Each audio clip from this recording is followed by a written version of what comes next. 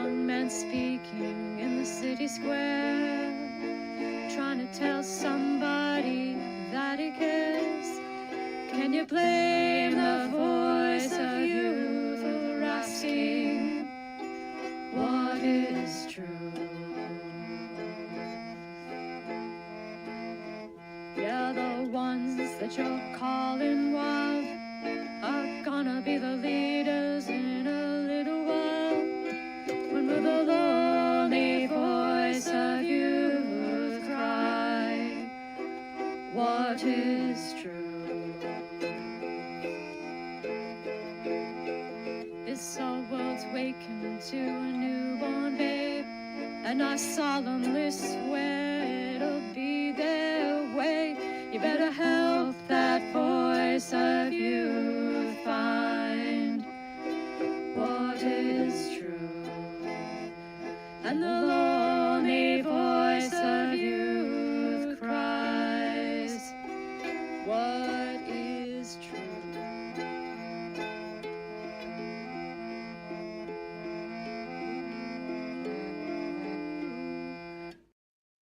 All right. Welcome everybody to Friday and the Pirate live stream.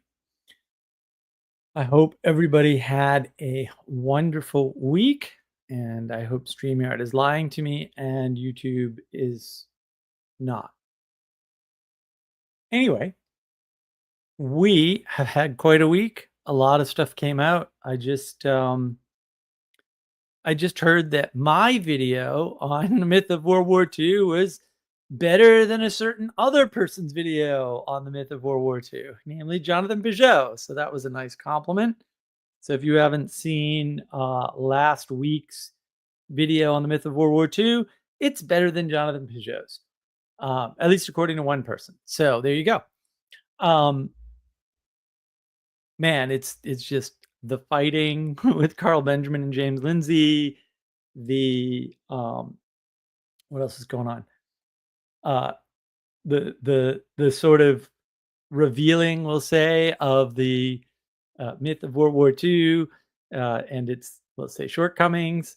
The fact that people sort of zeitgeisty are talking about, more, we'll say, more talking about the sorts of stuff that we've been talking about for, however many years now, 5 roughly, is very telling, I think. I have a lot of hope around how this is all going to end up.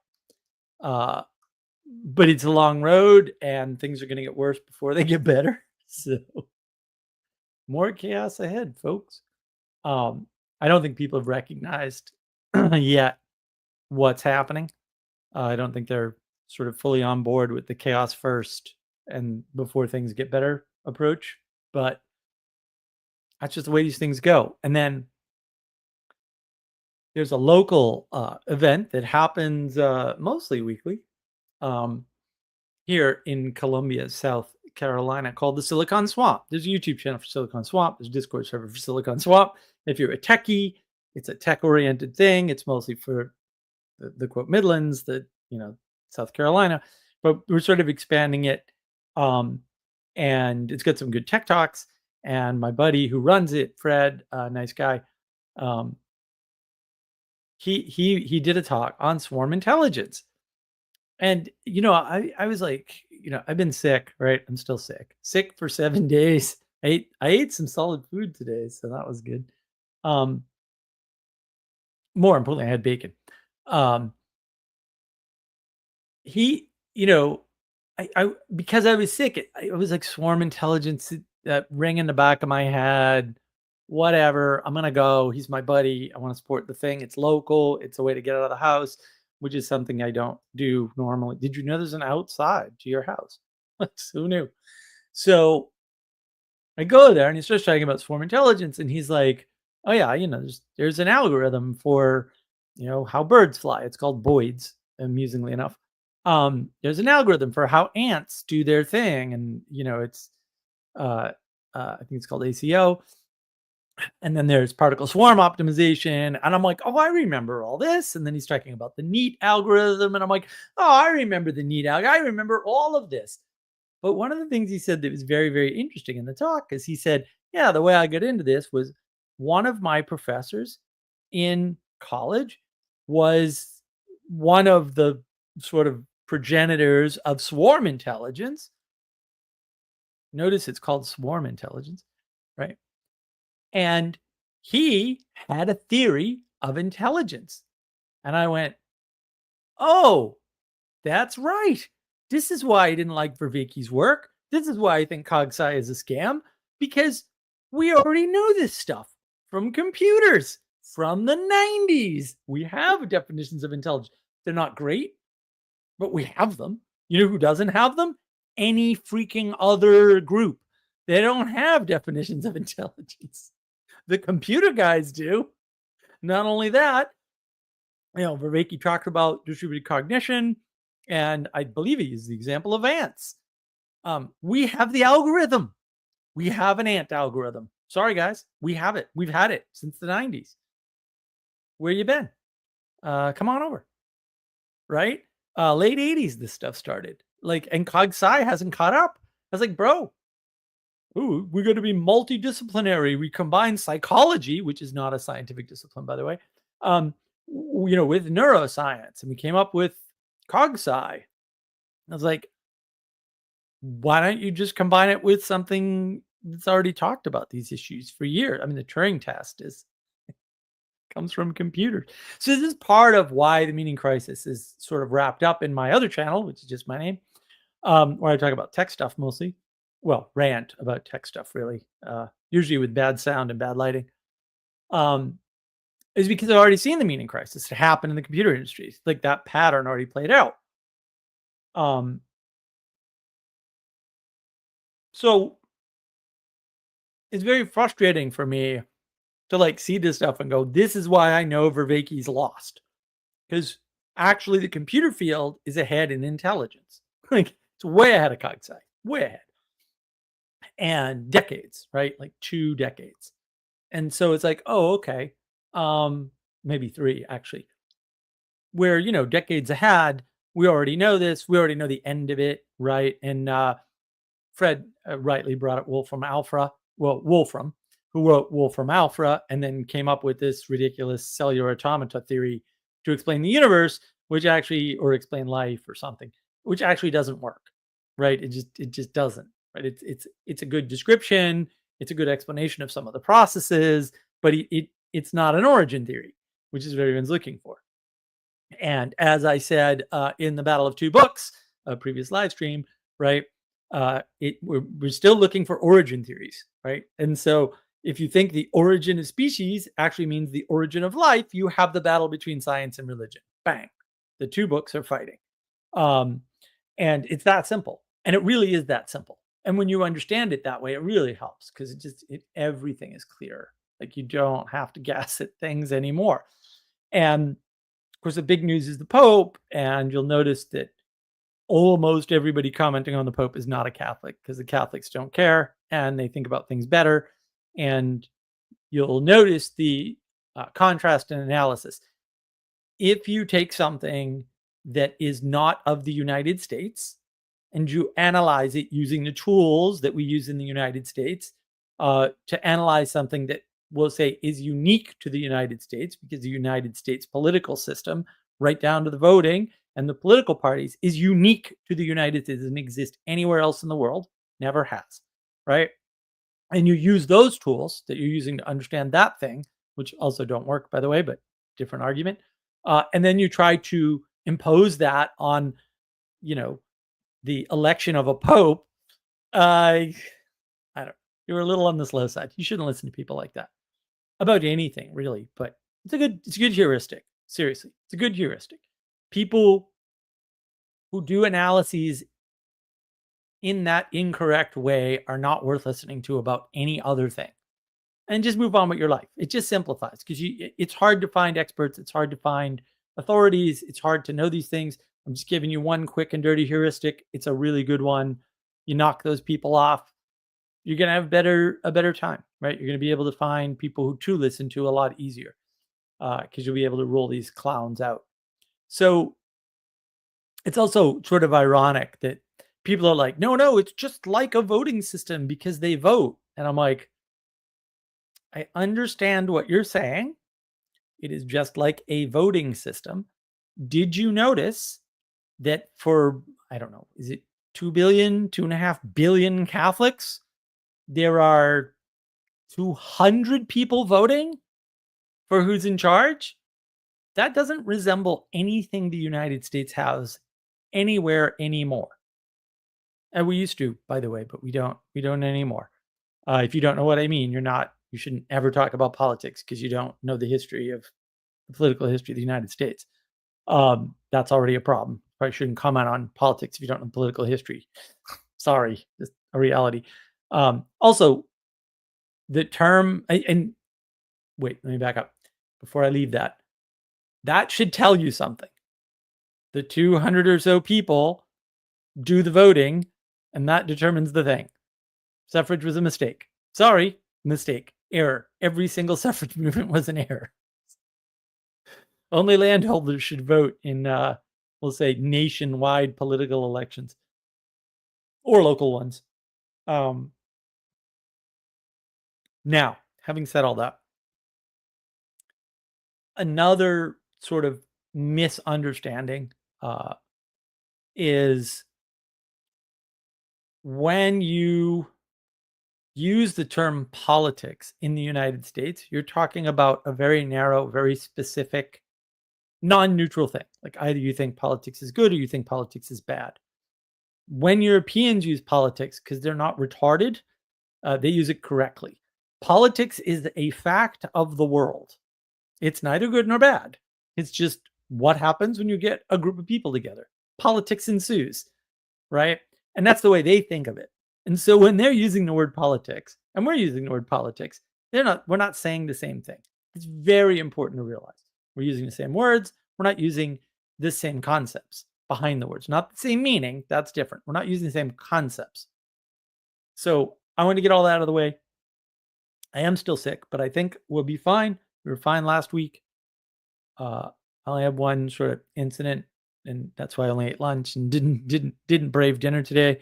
That's all right. Come off a long fast. You shouldn't eat a lot anyway. You should wean yourself into your food. So hopefully I have lunch and dinner tomorrow. We're gonna have some nice Italian sausage, and we're gonna be talking about intimacy, meaning, and relation.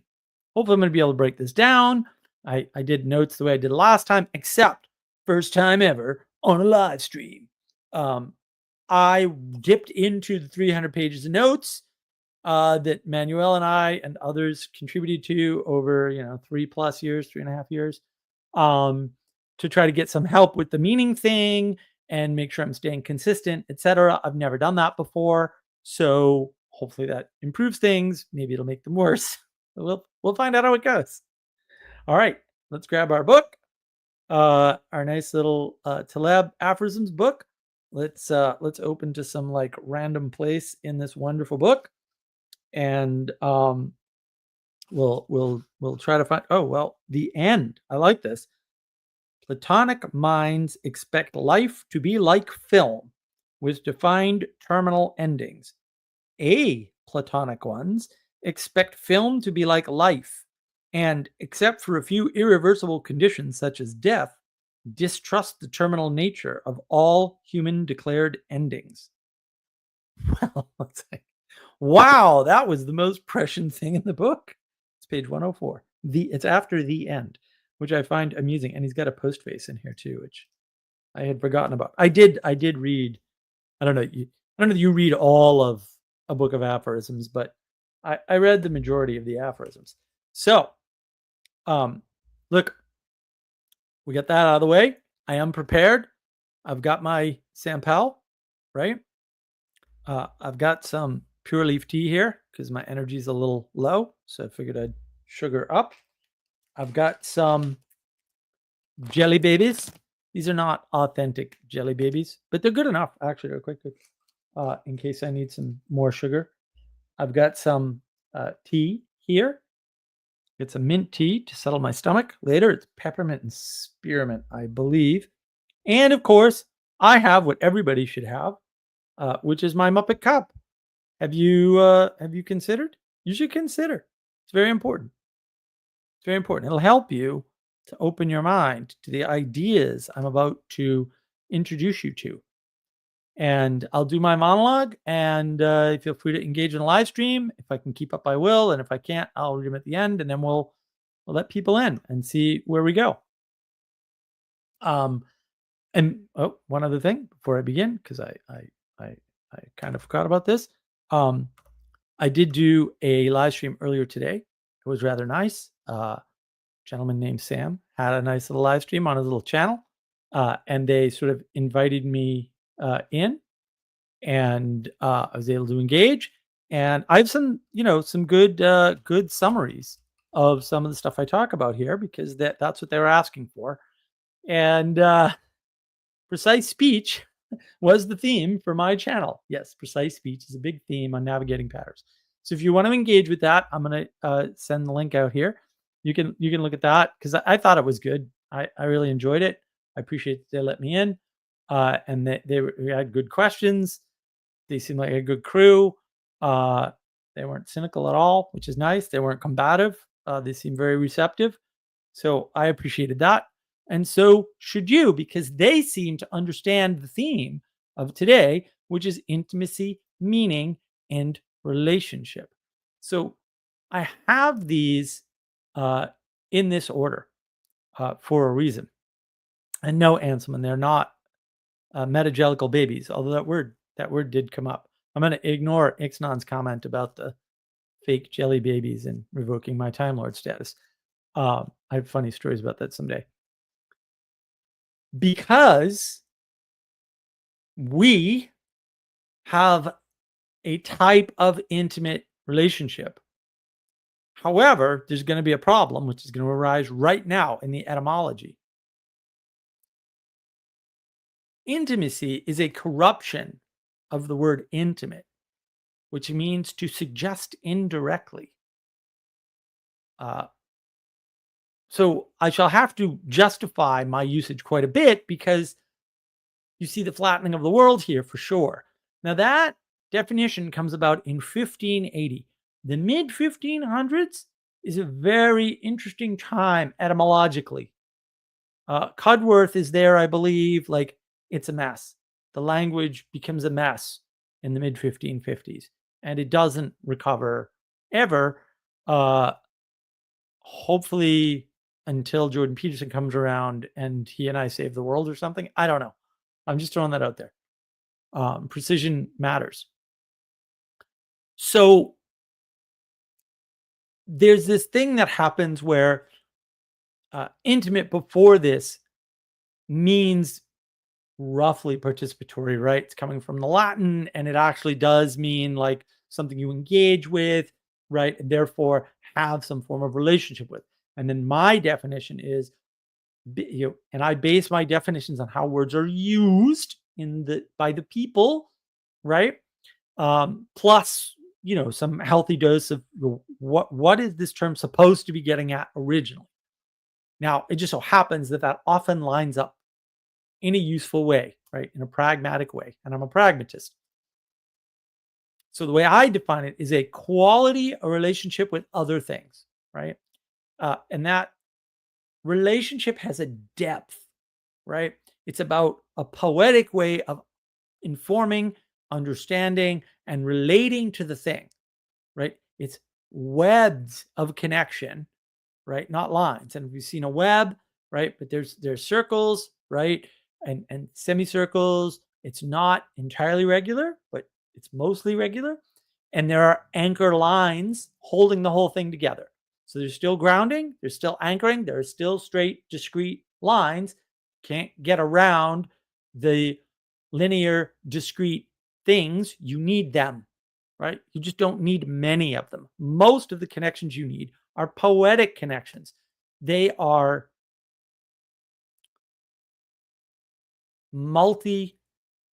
many-to-many connections. So one thing connects to many other things, and those things have many connections. And some of those connections are swappable, but not all of them. And they're not fully connected, right? Vervaeke talks a lot about the 3 types of networks, right? And he's like, we need a hybrid, which is a bunch of nonsense because it's a hybrid. So obviously not. Hybrid bad. But it's important to kind of understand this, right? Because that quality of a relationship is what determines the importance of the relationship, right? And importance of relationship, it's part of relevance realization, right? If you're good relevance realization, you understand the importance, the relative importance of your relationships, and therefore you can allocate your time, energy, and attention appropriately because you don't have enough time, energy, and attention to allocate to everything, right? And I think the thing that people don't understand is that in order to have an intimate relationship, a quality relationship, a deep relationship, you need responsibility. And all responsibility requires sacrifice. And caritas, charity, alone will not work. So maybe, not an expert, maybe from my perspective, I think that I see this, you can see that the evangelical movement and the apologetics movement is all about charity only. It's not about sacrifice, and therefore it's not a responsible, it's not a good response. And if it's not a good response, it's not responsible. There's no responsibility in it. Right? I think if you think of it that way, you'll understand why, in a world suffering from an intimacy crisis, where we don't understand quality connections, we don't relate to quality connections, we don't know what quality connections are, we don't have deep quality relationships to things, that people are looking for that intimacy. And what they're getting in return is the megachurch, right? What they're getting in return is a dating profile, right? What they're getting in return is a swipe left, swipe right. These are not full enough containers. They're not rich enough worlds. They're not big enough arenas to give us intimacy. They're not deep enough. They're not quality enough. They might be big this way, right? They might be big going outward, but they're not big going up and down. And that's why you hear the people talk about vertical causality. Oh, yes, that's the key. We've never talked about that before, so let's talk about that. They don't understand what they're talking about. In the same way that if you're talking about, the Pope and how he's elected, and you're using this framework of the United States elections, or even the European governmental elections, you know what you're talking about. You're a crazy person. You're using, we'll say, gardening tools to build a house. You can't use gardening tools to build a house. Like, it's not going to work. You're never going to understand the house if you try to use gardening tools. It's not going to work, right? You're not going to be able to build it. It's the same problem. It's exactly the same problem. In fact, there's 0% difference. And so that's kind of important to know. And I think this caritas only or charity only approach, because that was all that was on offer, even though the need was for intimacy, that's part of what creates what, I'm still a big believer in Verviki's framework to some extent, because a lot of it's useful, right? I mean, we've co-opted a bunch of it and found a way to fix it, right? The meaning crisis. Well, what is meaning? Meaning is a sense of that which is to be expressed, an act of remembering, right? And then in the 1680s, right, so the mid to late 1600s, it becomes a sense of significance, import. I was like, what? Like, I mean, yeah, but expressing things is more important. Like, the way you have a sense of significance of something is how it's expressed. So now maybe you understand propaganda a bit better, or not propaganda, but the mechanism people are calling propaganda, I should say, right? It's been labeled propaganda. It's much maligned and much misunderstood, and also not optional, not optional, not optional, right? And so The sense of significance comes from the act of remembering and from expressing the thing, right? So that's what gives it import. That's what allows it to be ordered within the hierarchy or your hierarchy or the larger hierarchy or both at the same time because you can inform the world poetically. And when you do that, the these fractal layers of the hierarchy collapse. They become not irrelevant, right? But they become easier to deal with. And the thing is, you know, people think words have meaning. Words don't have meaning. Sorry. Meaning is a function of content, definition, plus context. That's why words have multiple definitions, right? So those can't be meanings. I can have 4 meanings for a word. What is that? How do you parse that? You can't, right? Um, and that's the thing. If you want to give a word a meaning, you have to take an action in the world. And that action can't be yapping your mouth. That's not sufficient. Not sufficient. It's a start. It might be required, although I doubt that. Right. And this idea of what is meaning and what is the meaning crisis is this idea that meaning is the way, or meaning co-manifests from our interaction with content plus context. And because, again, even with dictionaries, you see there's multiple definitions, there's that poetic aspect. Well, nearly every word in the dictionary has multiple definitions. And the way you navigate those multiple definitions is with these connections that you make between content and context. The two interact in such a way that by your actions, you manifest the meaning. In other words, and you can hear this in science fiction all over the place, right? Your words have no meaning. In other words, I don't believe what you're saying. Why? Because you won't back it up with action. So somebody can cry about being hurt, and if you don't believe them, their crying has no meaning. It works with emotions, it works with words, it works with everything. Why? Because actions rule the day. Words rule nothing. Words can be used to deceive and are more often used that way. This is why this battle over conversations and who's lying and, is it Dave Smith or Douglas Murray you should listen to are stupid. Of course, you shouldn't listen to Douglas Murray at all. I don't think you should listen to Dave Smith or Joe Rogan either, by the way. I mean, not ever about anything because entertainment and sometimes good stuff pops out. But can you tell the difference? Because no one else seems able to, including them. The reason why you don't listen to Douglas Murray is because he says expertise matters and then claims expertise in things he, by his own definition, doesn't have expertise in. I was like, bro, you've got a problem. You've got a fundamental contradiction in what you're telling people and how you're acting in the world. Well, if you have a contradiction, you're wrong. That's what contradiction means. It doesn't mean anything else. It doesn't have any other use in the world other than to tell you that something's wrong. Now, the thing that's wrong might be a limitation that you can't get around, and fair enough. Maybe that you need to stay away from that. It's a contradiction in your mind. There's your limit. Go do something else. It's fine. Everyone's got limits. It's not a big deal. We all have them. We all have more limits than we have abilities. Why is this interesting? I don't know. Everyone's caught up with this. No idea. Doesn't make any sense to me.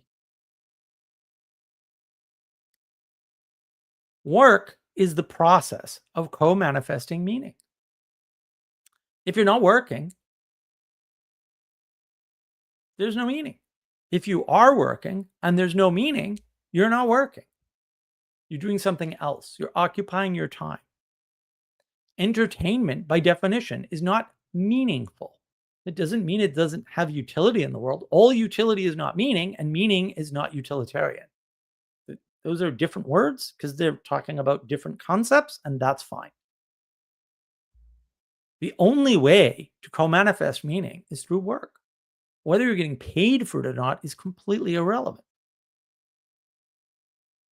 If you feel like your job is meaningful, you don't care if you're not getting paid enough. I see this all the time. I've been that many times. This is not a big deal. And people don't understand that. And I get why, because you're crazy individualist materialists who are struck with objectivism, effectively, or some form of it. And the thing is, this is wrapped up in another concept people don't understand. The sacred is the space that allows you to co manifest meaning in the world. Of course it is. What else could it be? I mean, it's not only that, right? But it has to be that. It has to afford meaning. How does it do that? Through intimacy. How does that work? Responsibility, sacrifice. Isn't that hard? It's not hard. It doesn't have to be hard. You can make it easy. Meaning is fundamentally a process of integration, right? Because your actions are connecting things in the world or disconnecting things in the world. Whatever. You're still changing the world in some way. But, and this I think is where everyone gets lost. Meaning can be shared. You don't need your own. There's no, if you can't co manifest meaning, because I'm sure there are lots of people who can't. I don't know how many. I won't get into numbers. I'm not interested. Doesn't matter. If it's one, we have to deal with it. That's all. You have to have a plan for the fringe other than put them in the center, right? Or other than integrate them equally. Those are reprehensible ways of thinking about it. But you have to have a plan that isn't one of those two types of plans. Well, you share your meaning with them. And the thing is, I think meaning is more powerful when it's shared. If you can share the thing that's meaning, that generates meaning for you with somebody else, you both win. There are no losers in the meaning game. It's a plus plus.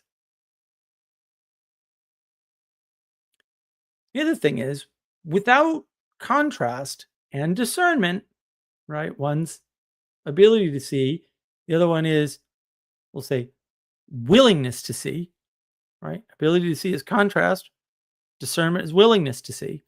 There is no meaning. You have to have contrast and discernment, right? Because the parts cannot be found in relation to one another. The downside to that is that if you can't find the parts, even if they're connected, you can't participate in the meaning because you can't see it. It's not available to you to be engaged with in that way. The parts cannot be found to be related to one another. You might know about them in the abstract, but if you can't see them, if you can't interact with them, there's no co-manifestation of meaning. It's not there. Sorry, bro. Your meaning meter is empty. Because relation is involved in all this, and because you're the relator, the meaning isn't available, even if it's shared meaning, right? Again, it's shared from somebody else. If you can't see it, you got to be able to see it. And fundamentally, all these conversations about identity is a struggle with meaning. If you don't know where you stand, how are you going to co-manifest meaning? If you're just grabbing random parts and connecting them together, I mean, that's better than nothing, maybe. I mean, if you're doing nothing, at least you know you have a problem. If you're not standing anywhere and just putting things together, you're wasting a lot of time, energy, and attention and blowing a lot of your life. And you're not co-manifesting meaning. And eventually it's going to catch up to you, bro. Eventually it's going to catch up to you. And the thing is, total freedom means you can never find meaning or have meaning or co-manifest meaning. That's what total freedom means. Because there's no constraints. There's no way to co-manifest the meaning.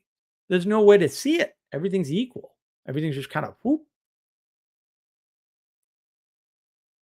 That's what the myth of World War II did. Although the myth of World War II is just sort of like the end conclusion of what caused the flattening of the world, right? But yeah, I mean, once it's flat, you get your freedom. Unfortunately, you trade your meaning away for it. And the reason why you trade your meaning away is because you can't connect things. There's no authority for you to do so. It doesn't come down upon you. Things will still emerge and you'll still be able to do something with what emerges, or is what emerges doing something with you?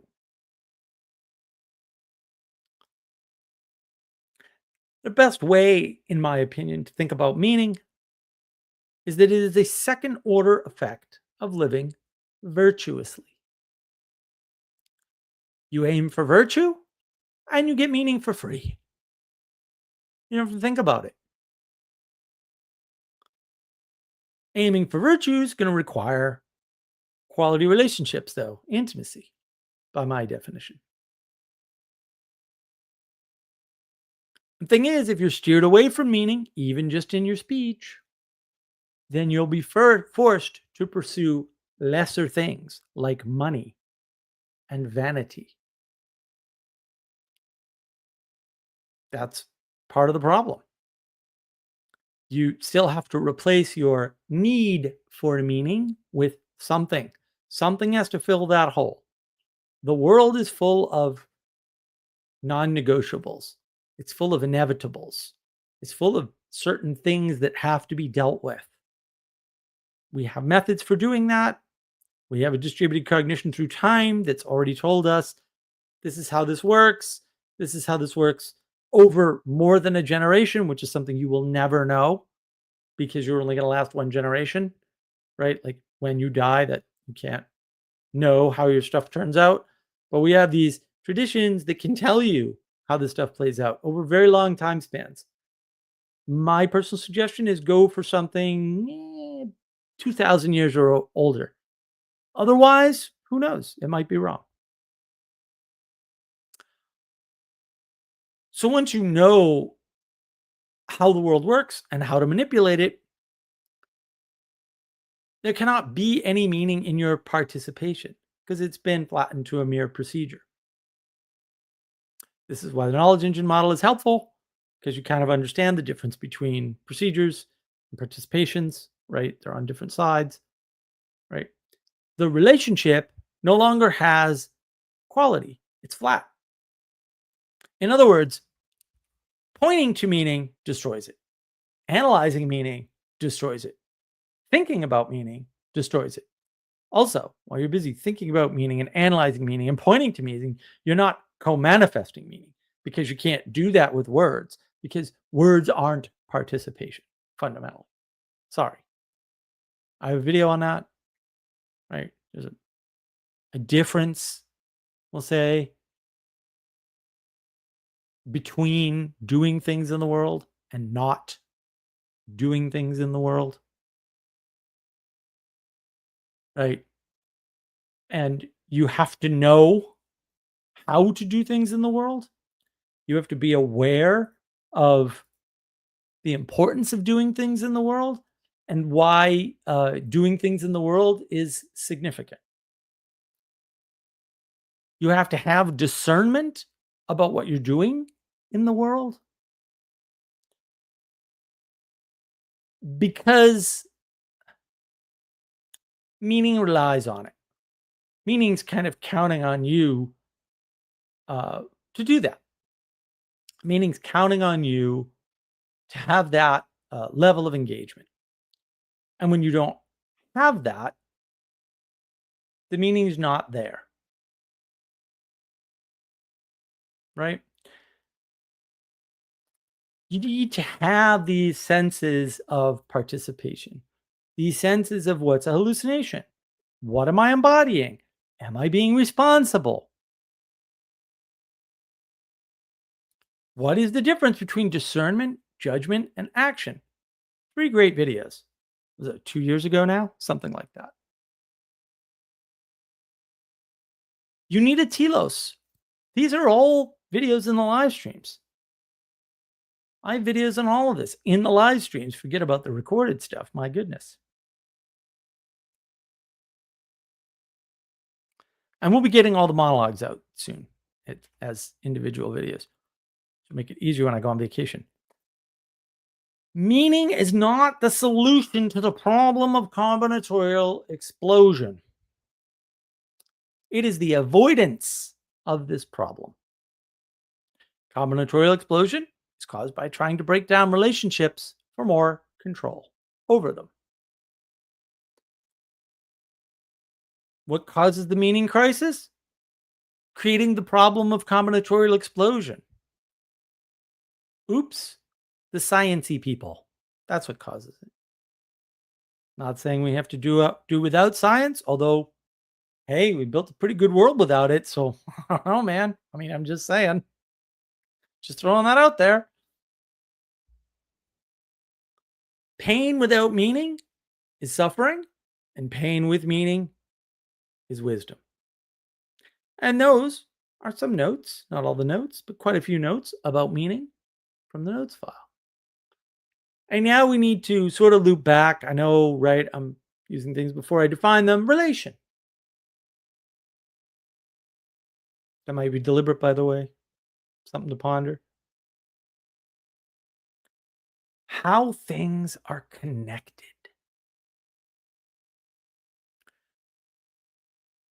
How persons are connected. The action of telling a story.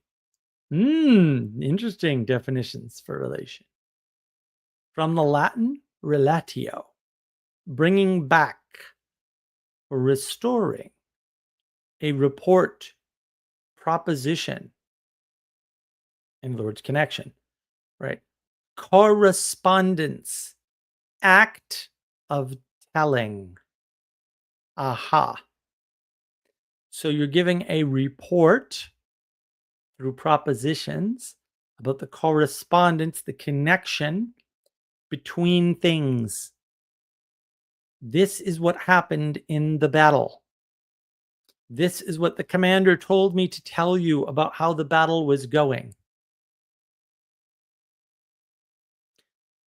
This is how many people are dead from the earthquake. These are all ways of creating a relationship, a relation between two things. A relation is a poetic type of connection. A connection is a flat type of relationship. The less flat or more enchanted, if you will, the relationship, the more poetic it is. It's only later that relation is used to talk about marriage. So you're related by marriage. Fair enough. It's a type of connection. So what is a relation? How do you connect things in the world? Let's imagine there's more than one way to connect any two things, except in math, right? In science, the picture's a bit better, but not better enough, right? These are flat maps of the world that have discrete, linear ways of connection. Some of them will object and say, oh, we understand multivariate equation. No, you don't. No, you don't. And there's no quality. Adding variables does not add quality. Adding dimensionality to your variables or using your variables to express dimensions in math does not add quality. It's a useful approximation for certain flat things, but it doesn't work, right? It doesn't add it. And the interesting thing is that to sort of resolve the flat nature of the connectedness that the sciencey folks use, they often come back around to use the term reciprocal, my least favorite word in the world. It's a mathematical term, by the way. It's talking about a symmetry, and the world is not symmetrical. It is, in fact, very, very asymmetrical. It's sort of, I don't know, what do I want to say? Hierarchical, where the top is smaller than the bottom. And the bottom, the lower you go, the badness is there. And the top, sort of the pinnacle, the highest thing, the thing that you want to look up to or orient yourself in relation to, right, is small. You have to be careful about it. It takes huge amounts of time, energy, attention. You want to fall down the well to the bottom? Piece of cake, baby. Doesn't matter where you go. Just look down in any old direction. You're going to get to the same place every time. Not so when you look up. It's not symmetrical. It's not symmetrical. It's not reciprocal in the mathematical fashion at all. The Sam Harrises of the world would have you think that it is. You just move away from badness, which they never define, by the way. It's a little weird. And you'll be good. It's like, no, almost certainly not. You didn't define badness. And even if you did, moving away from it might lead to more badness. There's no reason to think otherwise. And there's every reason in the world to know that that is the case. What they mean by reciprocal usually is they're trying to use it to get around the fact that they don't have quality relatio, right? They don't have relationships as such between things. They only have connectedness between things. That's it. They have the flat, linear, discrete version and not the richer, fuller version where things come into being as the result of their connectedness. And so a reciprocal is often used to say, well, of course, I'm connected to this thing. Yeah, like you're trapped in a spider's web. I agree. There's the great web of life. This is a very pagan concept. By the way, it's all over every form of occultism. Every single form of occultism. The web is there, right? The flat version is the wheel, like the wheel of time. Yeah, that's for the low IQ people. The ones who write way too many books poorly. But imagine, if you will, if one thing could be connected to many things in an indescribable or non-propositional way, and that it was never ending or continuous. You couldn't identify or create a break in it. That's the poetic way of informing the world, folks. Now, this doesn't supplant the linear, discrete, flat maps, right? Because it's not like you can't use linear, discrete, flat maps to get a great approximation of small parts of the world that are highly accurate and highly precise, right? But when you do that, those linear, discrete, flat maps blind you to all the other connections and types of connections and depths of connections that are in the world and in the thing you're talking about. That's what it does. It just blinds you to all this other stuff. Hence, as Jonathan Michaud says, the world is attention. If your attention is on the dissected, smallest part of the thing, then your attention is off of all of the other things. Now, you can't have your attention on all of the things with equal quality. As Jordan Peterson points out, your eye actually works with, you see less well out here, you see more well here, and you see excellent here, and then you see perfectly here or something, or close to perfectly, right? Yes, that is correct. The reason why we don't see that is A, our eyes are in our head, and we can't see our eyes from the outside. And we also don't have extra eyes that are differentiated from our other eyes to tell us that these eyes are not seeing these things that they're not seeing. Right? This is why self-transcendence is a stupid idea. Of course, there cannot be anything called self-transcendence. It doesn't make any sense.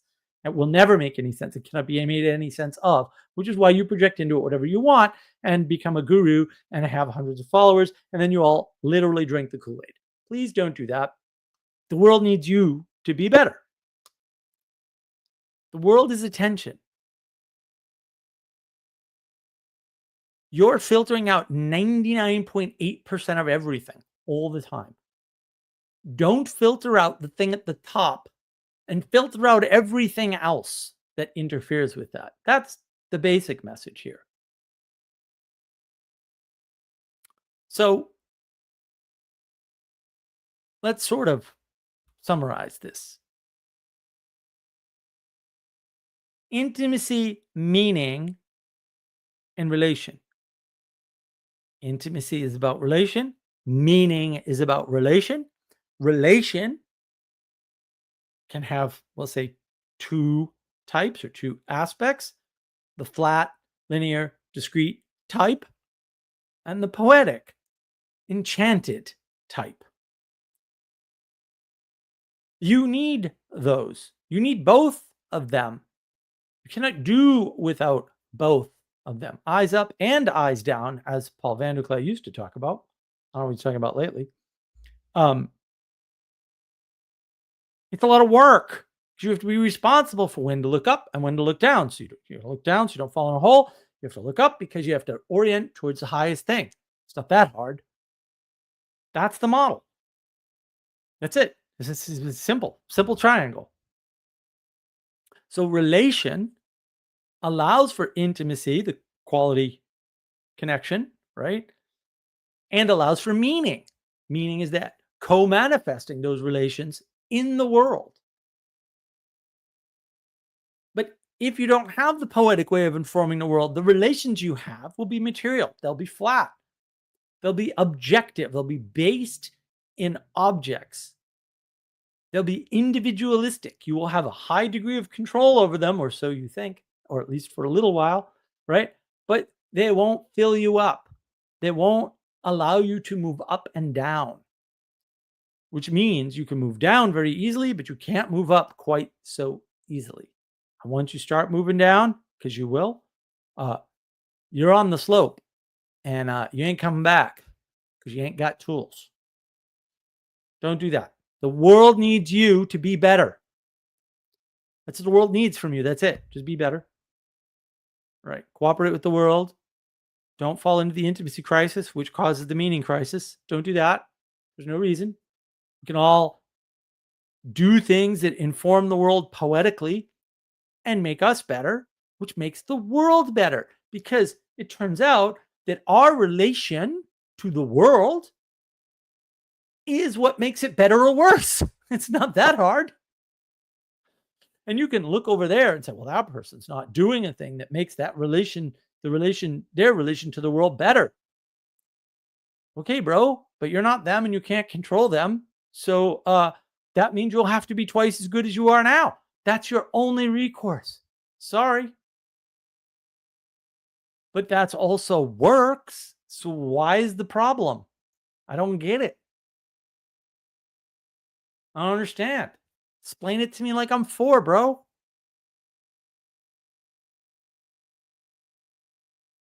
The thing that links you to the world, links the world to you, allows the co-manifestation of meaning, and creates the quality connections is the relationship. It's the relation. It's how you are connected to the things around you, not just the things around you. Let's use my 3 frames, another wonderful video on navigating patterns, right? You to yourself, you to others, and you to nature. If you want to add a 4th frame, you can. I'm not going to add that 4th frame. Not interested. The people that already have that 4th frame don't need me to tell them. Once you understand that hierarchical relationship that you have with the world, you can begin to figure out where you are in the hierarchy. Maybe you've reached your limit. James Lindsay reached his limit a long time ago. His limit's run out. His ability to understand the world likely is over. He cannot have a richer, deeper understanding of the world. I mean, it's possible, but I think he's done. Like, I think he was done a year ago, but whatever. And that comes out as frustration, right? I'm trying to understand the world. And I said this on the live stream, right? It's an interesting coincidence, right? If your system identifies 2 groups and then says, here's what's wrong with one of the groups, I'll call it something random, nothing to do with anything nowadays at all, wokeness, and you define wokeness, and then it appears over here. Let me explain. This is really easy. Your system was wrong all along. It was never correct, period.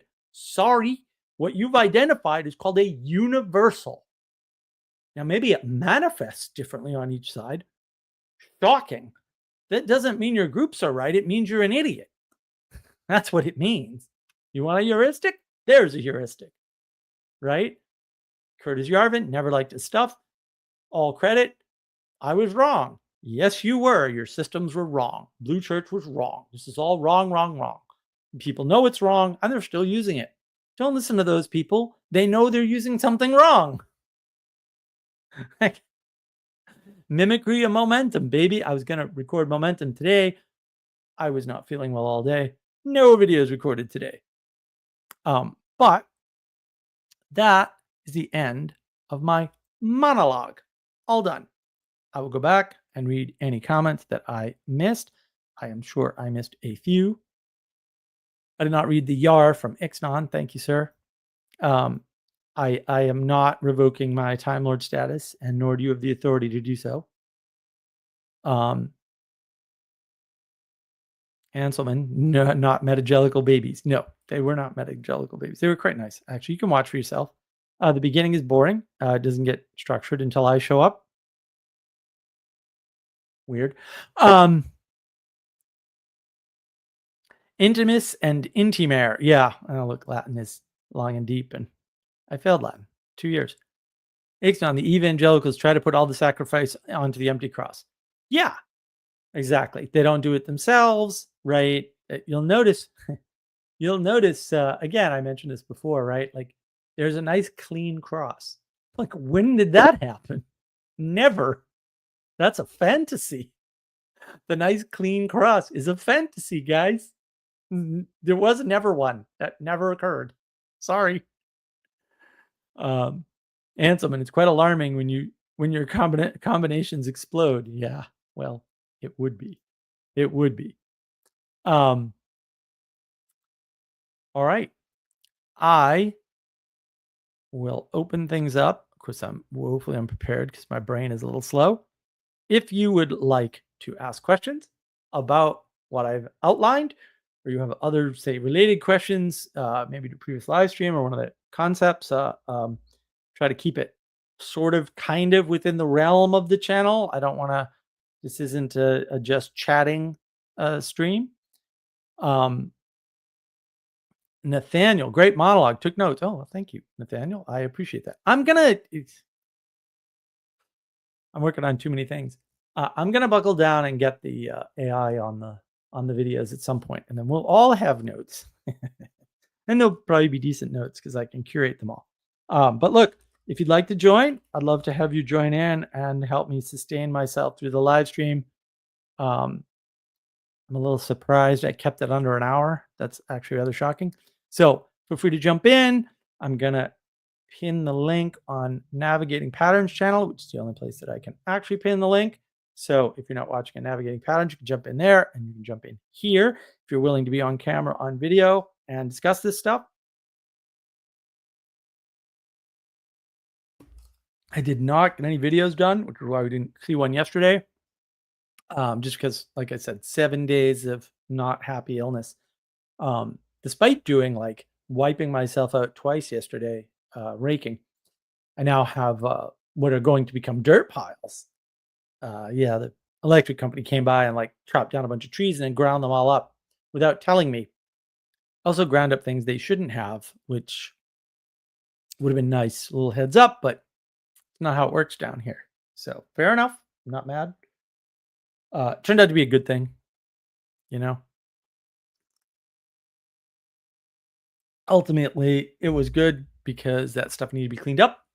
And now it is, in fact, cleaned up. So the yard's getting a little nicer.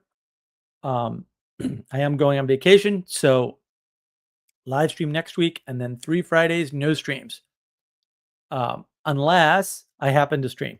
But I don't think so because I'll be on the road. I will probably take all my equipment. Maybe I won't. Maybe if I stream, I'll stream from the camera on the laptop, which is actually might even be as good as the camera that I'm using. Same company. I don't know what the specs are on the laptop camera. I think this one I have a lot more control over, but whatever. Someday I'll buy a real camera if I ever stop being poor. That doesn't seem to be on the horizon. We'll see. When we sell the 10,000 copies of my book, maybe. Oh, geez.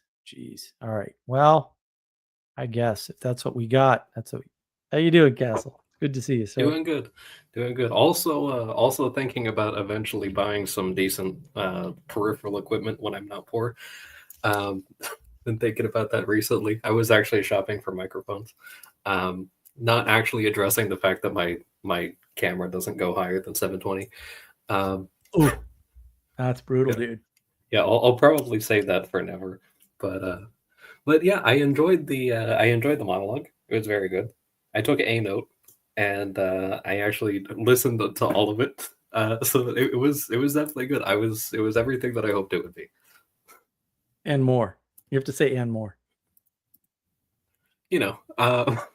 well, Through we'll the see. heart. Okay, fair. We're in the and more section right now. It's still to be determined. Jury's still out. No, but it was very good. I was glad. I like the way that you ordered everything. I generally like the live streams that have like multiple topics that are interconnected. So I saw the title of this one earlier today when you put the thumbnail out, and I was like, oh, I'll drop in on this one. Oh, good. So very pleasant. What do we have here? Yeah. Let me read this real quick. Nathaniel, you made a better case for not doing magic than any Christian I've met. Well, thank you. If you could rule the world, what a lonely, meaningless place. Yeah, well. Nathaniel, I just want to warn you, I don't particularly care for the word Christian. It's only useful pre-Reformation. After that, that term becomes a big issue. How about Anglo-Cathodox? I like that term better.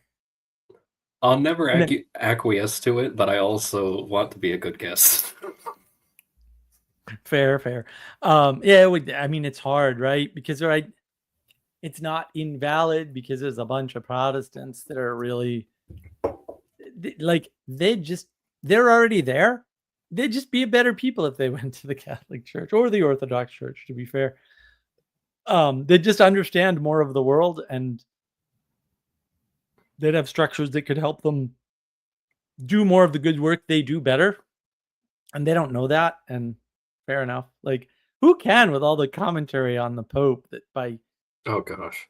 midwits or no, I'm sorry, they're not mid. I apologize, midwits, nitwits. They're way below midwits. It's listening to these people. Just I feel like I'm losing IQ point. Apparently, I was told reliably by somebody that people were expecting the Pope to speak in English in the Vatican to the Italians.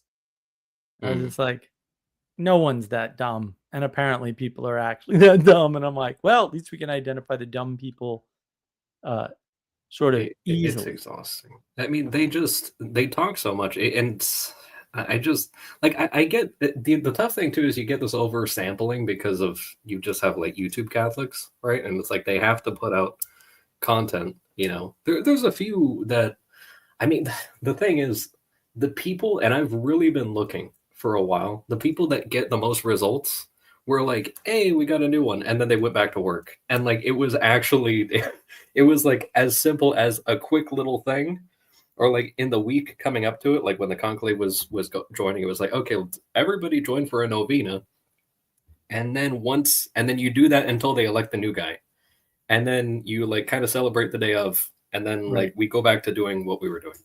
And yeah, I mean, like the people that I see that are expanding, getting a bunch of new members, getting people into the priesthood, building monasteries, like doing that type of stuff, like that's how they handled it. The people that aren't getting results like that are the ones that are spending all their other time doing the other stuff. We got to grab this comment, but I've got a story after that. It's gonna be pretty funny. Nathaniel, can I ask Castle? I mean, you can ask. I don't know if you can answer. Where he goes to church. I've been watching the book club every weekend. Oh, great! I hope you're enjoying it. But I don't know if he said. I think he's actually mentioned it a couple of times offhand or whatever. But I might be thinking of after book club, where we usually spend as long or longer than the book club talking amongst ourselves and leaving you all out of it. Yeah, I think we went on for like another 3 or 4 hours the last time. Yeah. But yeah. But no, yeah, I'm in the eastern side of Pennsylvania, in the Catholic Diocese of Allentown, and good place. They got a lot of really cool stuff here. A lot of stuff I haven't seen yet, which I'm really looking forward to checking out. Two of the big ones in a week or two here, so that'll be exciting. Cool. But they just got all those big shrines. I love it. So it's I'm living here in Allentown. I know you don't live in Allentown, but yeah. Also adjacent, right? Allentown adjacent. Yeah, it's a good song. I've actually always wanted to go to Allentown and Bethlehem and all that nonsense. It's nice. Yeah, it's all within like 20 minutes of me. We're still planning. I might alter our leaving time from South Dakota, and we'll see. Ixnay. I will say Protestantism is fringe Christianity. I think that I understand what you're getting at with that, Ixnay, and I'm still not on board, but I agree with the sentiment in that they don't make it, right? They're just missing too many tools. Like at a certain point, you're missing too many commonalities. First of all, you don't have Mary, you don't have divine feminine, you're kind of, the rest is worthless. Like you're missing more than half the picture effectively. And you wonder where the intimacy crisis comes from. Yeah, Protestantism. Sorry, guys. I don't know how else to say. Protestantism flattens the world and makes it a book and all these weird things. Like that definitely happened. Objectifies everything by making it a book, right? So yeah, it's hard. The problem is, I think the Anglo-Catholic should give the damn Protestants the word Christianity and not dignify the Protestant position by also using the term. Sorry. Also, their definitions are different, right? Like Catholics and Orthodox can define what it means to follow Christ, and the Protestants have 17,000 versions of what that means. And they'll tell you, this isn't a secret. They'll tell you that. I mean, they'll just, if you ask them, what does it mean to follow Christ? Each denomination has something different. Nathaniel, oh, cool. I'm from the area. My daughter goes to school in Allentown. Oh, cool. Oh, very nice. Far away. Well, there you go. Yeah. There you go. I guess he's a denizen of your area. Yeah, there you go. Solid. Yeah, and I might stop in. We'll see. I gotta figure all that out. Maybe that's worth doing. I don't know. I could do all the math on the trip because we don't have to be. We're going to be on the Cape on Friday at some point. And then the problem with Cape Cod is getting to Cape Cod on a weekend after Memorial Day. Oh yeah. Is an ordeal. I don't know how much of an ordeal anymore because I skirted around it by going Friday morning before anybody's on the road. Yeah, that's a good idea. But I don't know if I can get away with that. Now, I could, in theory, maybe sort of get around that, but that just gets into, well, how late do you want to get to the Cape? And you only have a week there and, whatever. I love my little timeshare. Just probably the best thing I ever bought, and glad I was able to keep it. Nice. Glad I still have it. Wish it was worth any money because I actually probably would sell it just because cash would be nice right now. But yeah, totally worth it to force myself into vacations because I was always the type of person that would not take a vacation. Also, a lot of my friends used it when I couldn't. I was like, that's cool. Yeah, go use the Cape. It's going to be empty. And they were like, what? And I'm like, yeah, just go. And they're like, really? And I'm like, yeah, just show up. And they're like, what does it cost? I'm like, it doesn't cost anything. I've already paid for it. Just go and enjoy yourself. And they're like, what? I'm like, cool. This is an intimate relationship with my good friends. Yeah. That's something I like, people counting things up, because I can understand what it's, somebody invites you to something and it's like, okay, I don't want to use too much of your stuff and everything, but there is a certain, and I think a lot of times people get into that mode because somebody did kind of nickel and dime them on hospitality. And it's just like, it's such an unfortunate thing. Like I saw this a few months ago around Halloween, actually. They had this whole little thing and it was like, there were people going and they were like, oh, we'll just have all the local kids go and trick or treat at like the local kind of like park community center type of thing where they have like the soccer fields and all that stuff. So a bunch of people So they had a bunch of people with little tents and everything, and you see people where it's like you got this big bucket of candy, and time is running out, right? Like you've got maybe an hour or two left, and there's not that many people, and they're like, okay, pick one. And it's just like, what do you mean pick one? Just start dumping them in the bags. Like, why are you wasting, And then they wind up going back home with like a giant crate full of candy. It's just like, you let the parents decide the dietary stuff, but it's like, why are you nickel and diming this when there's a giant bucket and you got 2 hours left? Like, come on. Right. Yeah. Yeah, there's lots of ways in which we kind of inappropriately partition our interaction with strangers. Yeah. And I think part of that is just the loss of politeness. And so, well, this segues nicely into what I was going to say. So Sarah was like, I've been reading this, dust up between the Pope and JD Vance. And she said, I'm just going to look up the tweet. And so she reads JD Vance's tweet and she goes, I agree with the Pope. Why is like, what's the dust up? I don't understand. And then I had read it really quickly and I'm like, whatever, who cares? This is so stupid and unimportant. It's just JD Vance's misunderstanding of love. That's all it is. Or he just misused a word. Like he just flat out put the wrong word in, which happens all the time. People do it constantly. Not a big deal. Calm down. I'm not saying you shouldn't hold people's feet to the fire about them being precise in their speech. You should. I do. I hope people do it to me. But that's the problem. The problem is it looks like he just made a mistake, right? Love is universal. It's not ordered. What he should have said was duty. The problem with using the word duty is that no one uses it post myth of World War II. Like it's not a thing that we understand anymore because it's a concept that's not in the lexicon. And that's what part of the mission of navigating patterns, put the concepts back in the lexicon so that people can use them to re-enchant the world, roughly speaking. Maybe that should have my answer today on the live stream. Boy, that's good. Somebody write that down for me. Right. You gotta put these words back in, back in there. And I think that's sort of the key. Ixnon, you're not wrong about the Protestants. Thank you, sir.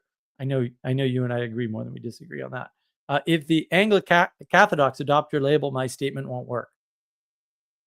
Right, exactly. Well, I'm hoping they adopt the label. I really want the bright, clear line to be drawn between, we'll say, people with at least most of the tools, or we'll say the most important single tool, and people who don't have those tools. Because the real problem, again, I kind of went over this, right? Like, if the tools you have for understanding an election are the ones that you use for understanding the change of government in the United States, then applying those tools to a papal conclave means you cannot ever understand what's happening. Ever, under any circumstance. It will not work. Your ability to engage will be negative all the percentage. And it's never going to happen. And Ixnon, what is love? Ixnon, don't hurt me. That's where was I going to go, Cal? Where was I going to go? No. Yeah, no, I saw it. Yeah, there he is. You beat him to it. There we go. Well, he mistyped, right? JD, don't hurt me. Don't hurt me no more. I have no idea what he even said. What, who said? JD Vance. Like, I didn't even know that there was an interaction, actually. Yeah, the Pope corrected him on a tweet. And he basically, what JD said was, you love your family first. You love your community second. You love your state third. That sort of nonsense. It was like, no, love is universal and it's a grace from God or something, right? What you mean is you order your duties. It has nothing to do with love. You order your duties. You don't order love. That's all. I mean, his point was correct. He's used the wrong word. Yeah, and it's tough because I think he is actually pulling from something very old, probably written in Latin, that was called the Order of Love, but that it implied like responsibility, right? Right. And like that was, Right. and I think it was something like The Foreigner was like number 5 or number 6, and it isn't, but the entire idea was Yeah. subordination, and that was it. Right. It was just like it was Yes. the subordination of responsibility would be a better translation into Mhm. English. Exactly. Our Latin translation is terrible. The only thing worse is our Greek translation. The only thing worse than our Greek translation is our freaking Hebrew translation. It's like, Yeah, no, why are it's you rough. bothering to do this project at all? You can't. It's not a possible thing. It's too No. nuanced, and you're just never going to be smart enough, and it's not relevant. You know, I was telling people like these people. I was talking about LARPing. I talk about everything in that stupid live stream. It was great. Yeah. It was a great live stream. It was awesome. And I could talk about everything I wanted to. Kayfabe, everything. I would do everything. Nice. Yeah. No, it was well worth the watch. I was like, yeah, these people who use kayfabe don't, they don't get it, and they just don't understand reality.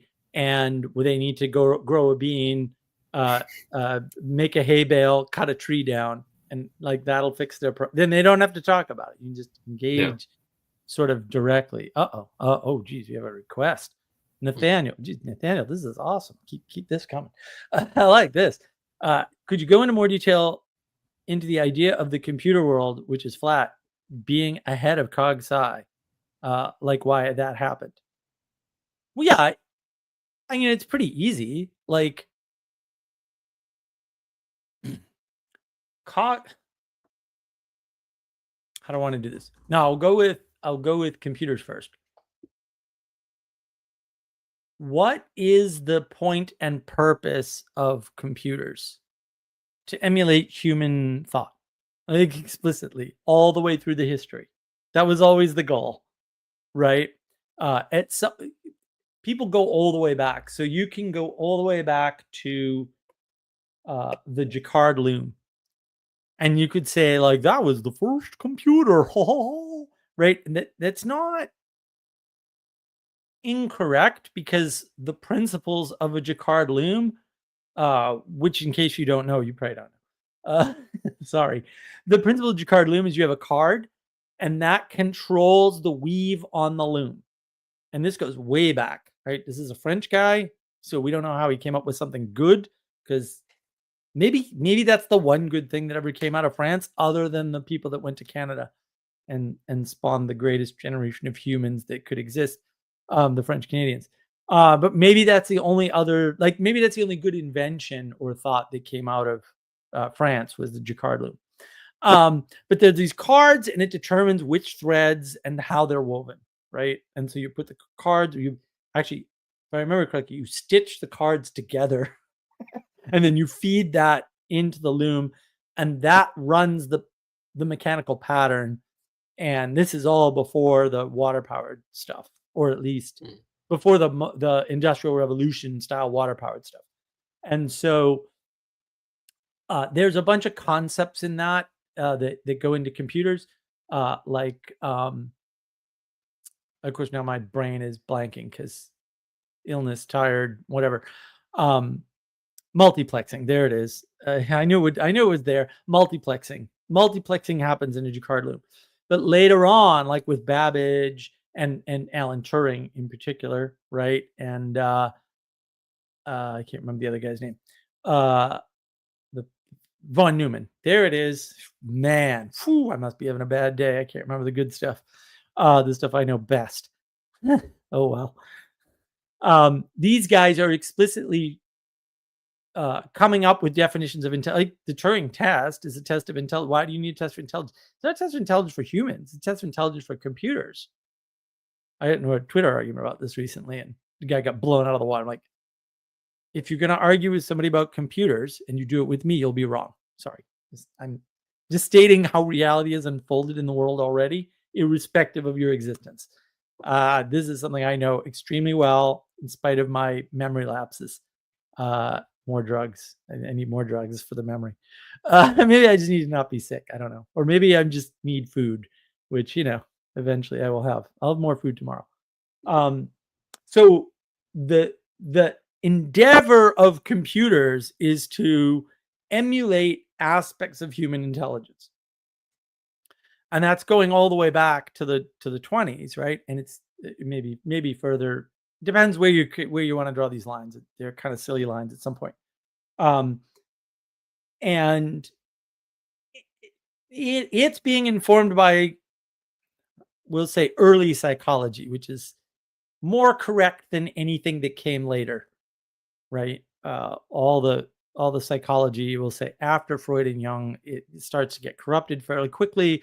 There are a few really good psychologists who make real good use of psychology.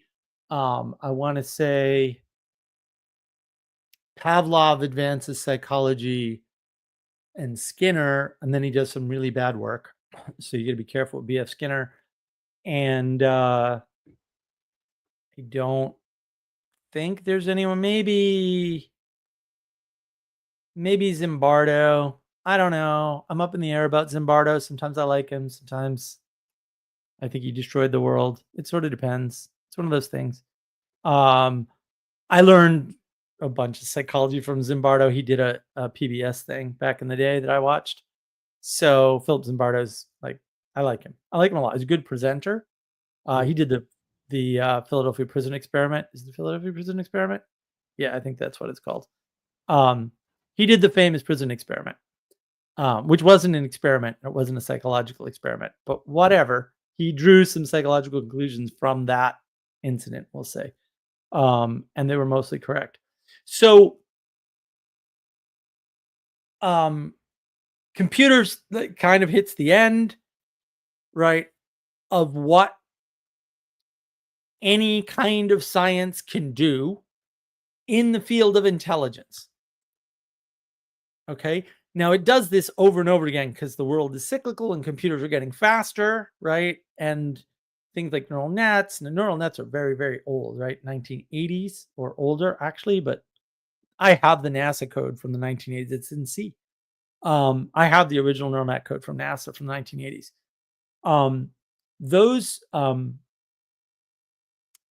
Those experiments keep hitting dead ends. And I think swarm intelligence, there's a weird coincidence that was the topic yesterday. And that Fred knows it. Fred knows freaking you want a genius? Fred is a freaking genius. What a genius he is. He knows so much stuff about so much stuff. It's absurd. And then he had the professor that defined intelligence in computing. Cog Sci is like a 90s thing. Like they've already solved intelligence to a degree that Cog Sci isn't even close to. And it's the 80s, right? So the reason why that happens is because, and again, Vervaeke talked about this on Karen Wong's Meaning Code channel not too long ago with Wolfgang Smith. If you listen closely, you'll hear it. They go into science to get the answers to life, the universe, and everything, which of course science doesn't have, but sometimes claims it does. Don't believe them; they're liars. And they come by their lies honestly, but also I don't care. I don't care why you lie. Makes no difference to me. I'm a pragmatist. They don't get those answers, right? They think they're in psychology, they're not there. They go into philosophy, they're not there. They're trying to combine disciplines, so they combine the material aspect of science, which is neuroscience, with the non-material aspect in science, which isn't a science, which is called psychology, right? And they create a new discipline of science, because science is what we do, and how we do anything is science. We use the tools of logic, reason, rationality, and we science it up, and we dissect everything, and we figure it out. And it's been wildly successful for a bunch of things for decades, right?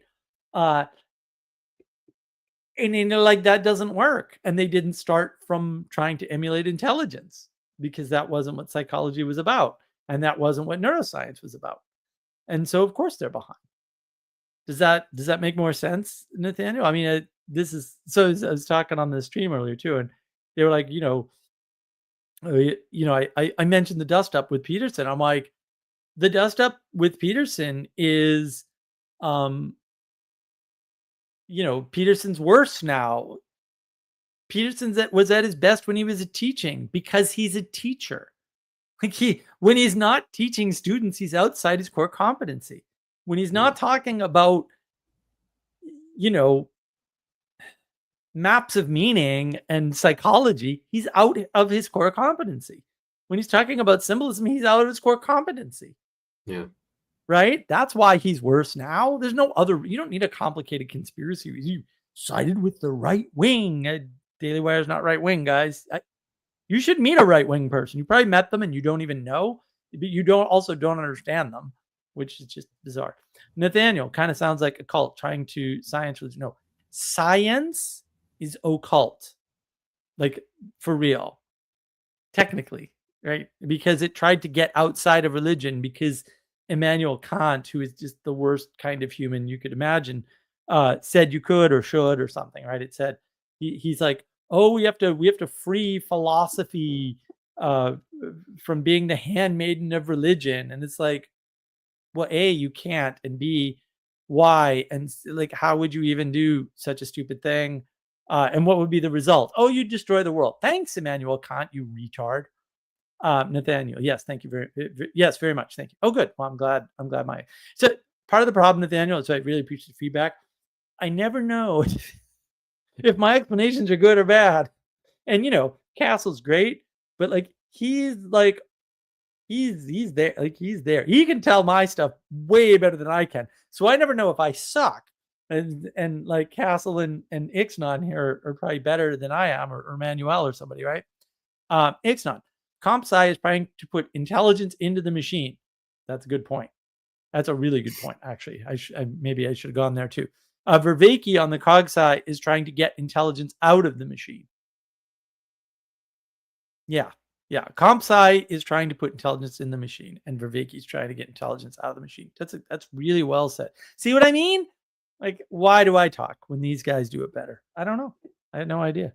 It's an interesting point about the science being a cult, because the whole thing of science is they always talk about the scientific discovery. It's always uncover. And like a cult comes from to hide and conceal, right? And like that, you made an interesting point. I think it was on Father Eric's stream. This thing where there's the other, like the Latin cultus is not the same thing as the what is the word? Obculare is from what the occult is from, but cultus is closer to like cultivation, which you rightly pointed out. It's just like, oh yeah, if you're cultivating like vegetables and stuff like that, like it's devotion and that which revolves around something for like, responsibility, versus this thing of keeping things covered. But it's interesting because normally the occult is something that, it's like secret, to kind of, oh, we got to cover things up. But that whole point of, sort of breaking out of that and trying to escape something else, it's like it's this constant uncovering of things over and over and over again. It's like, oh, we got to flip over every rock to find all the hidden occult stuff. And it's like, yeah, it is. Well, it doesn't have to be, but it easily strays into that. And that is what people missed. It's like, if you're not constrained, you'll turn it to the bad. So Nathaniel, you take a minute to unpack, but I've been around for like 2 years now, so I'm getting there. Oh, good.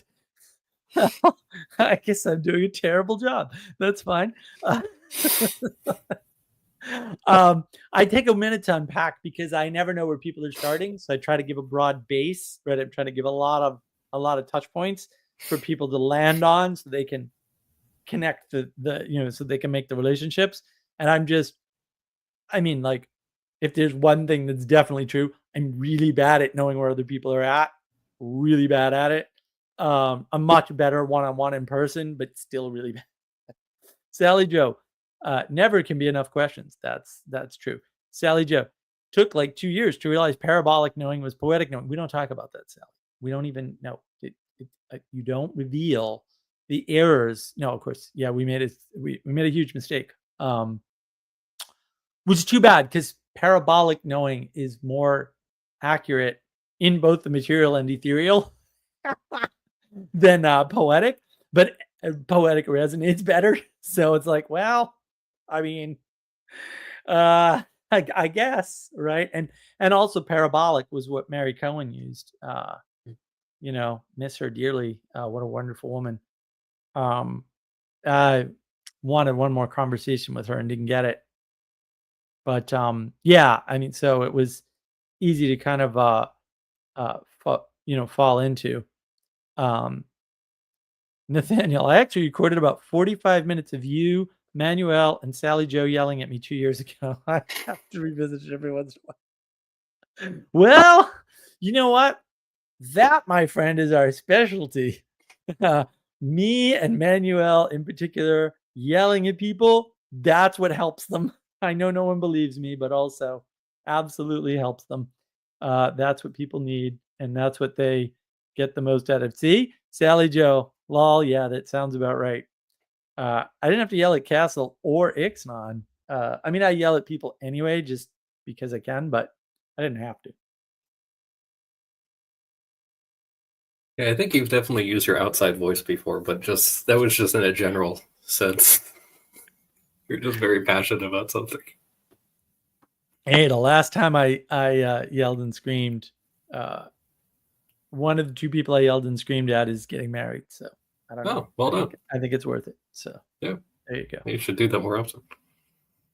Freaking Ixnon to you, Nathaniel. Life changing. Well, that's quite a compliment, sir. I hope the Holy Spirit has changed your life, and if we had some conduit or ability to do that, then I guess that's a plus for us. But I that's wonderful. Ixnon, what about hyperbolic knowing?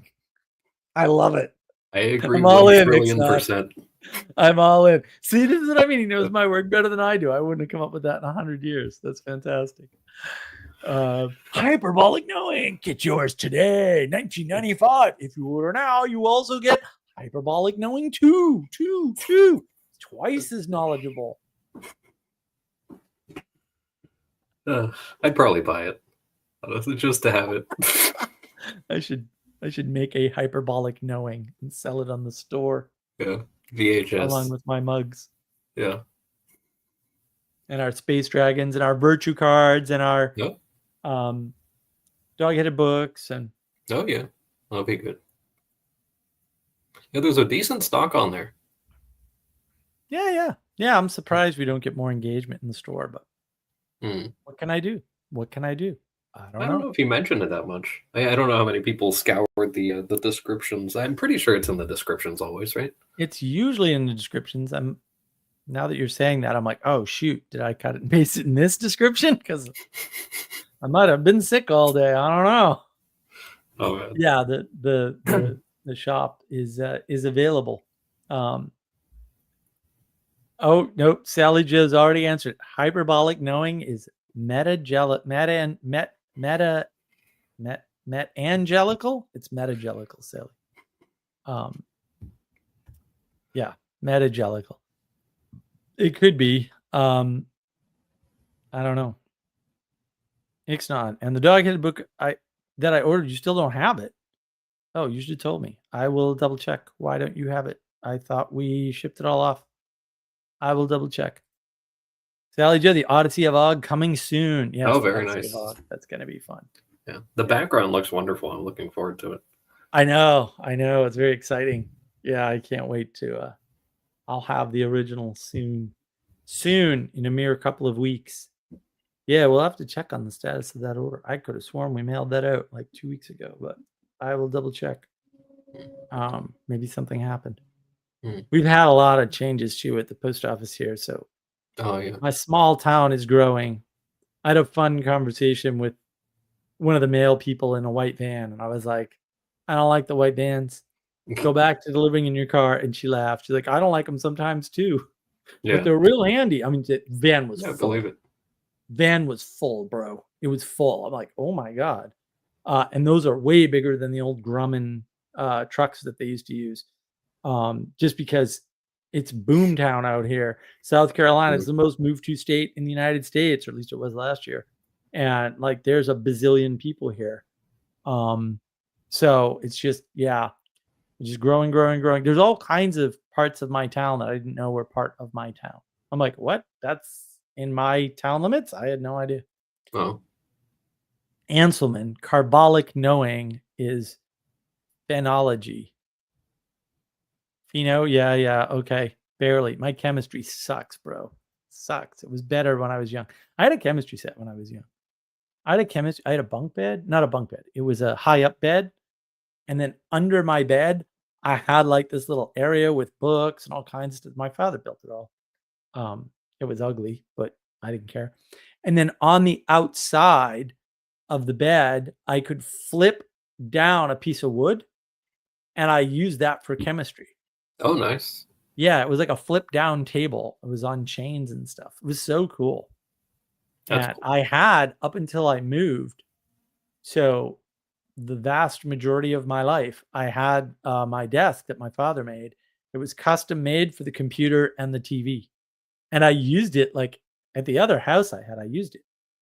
It was Mhm. like the main sit down workstation area in my basement. And it was ugly, but it worked. And I kept it for decades. Like it was Wow. wonderful. Yeah, it was awesome. Maybe I have a picture of it somewhere, but I doubt it. I didn't take Mm. a lot of pictures of I'm a photographer too, but like I never took a lot of pictures of my stuff. I'm Right. taking pictures of landscapes and Yeah, no, exactly. occasionally people, but mostly landscapes. I don't care about people. I don't like people.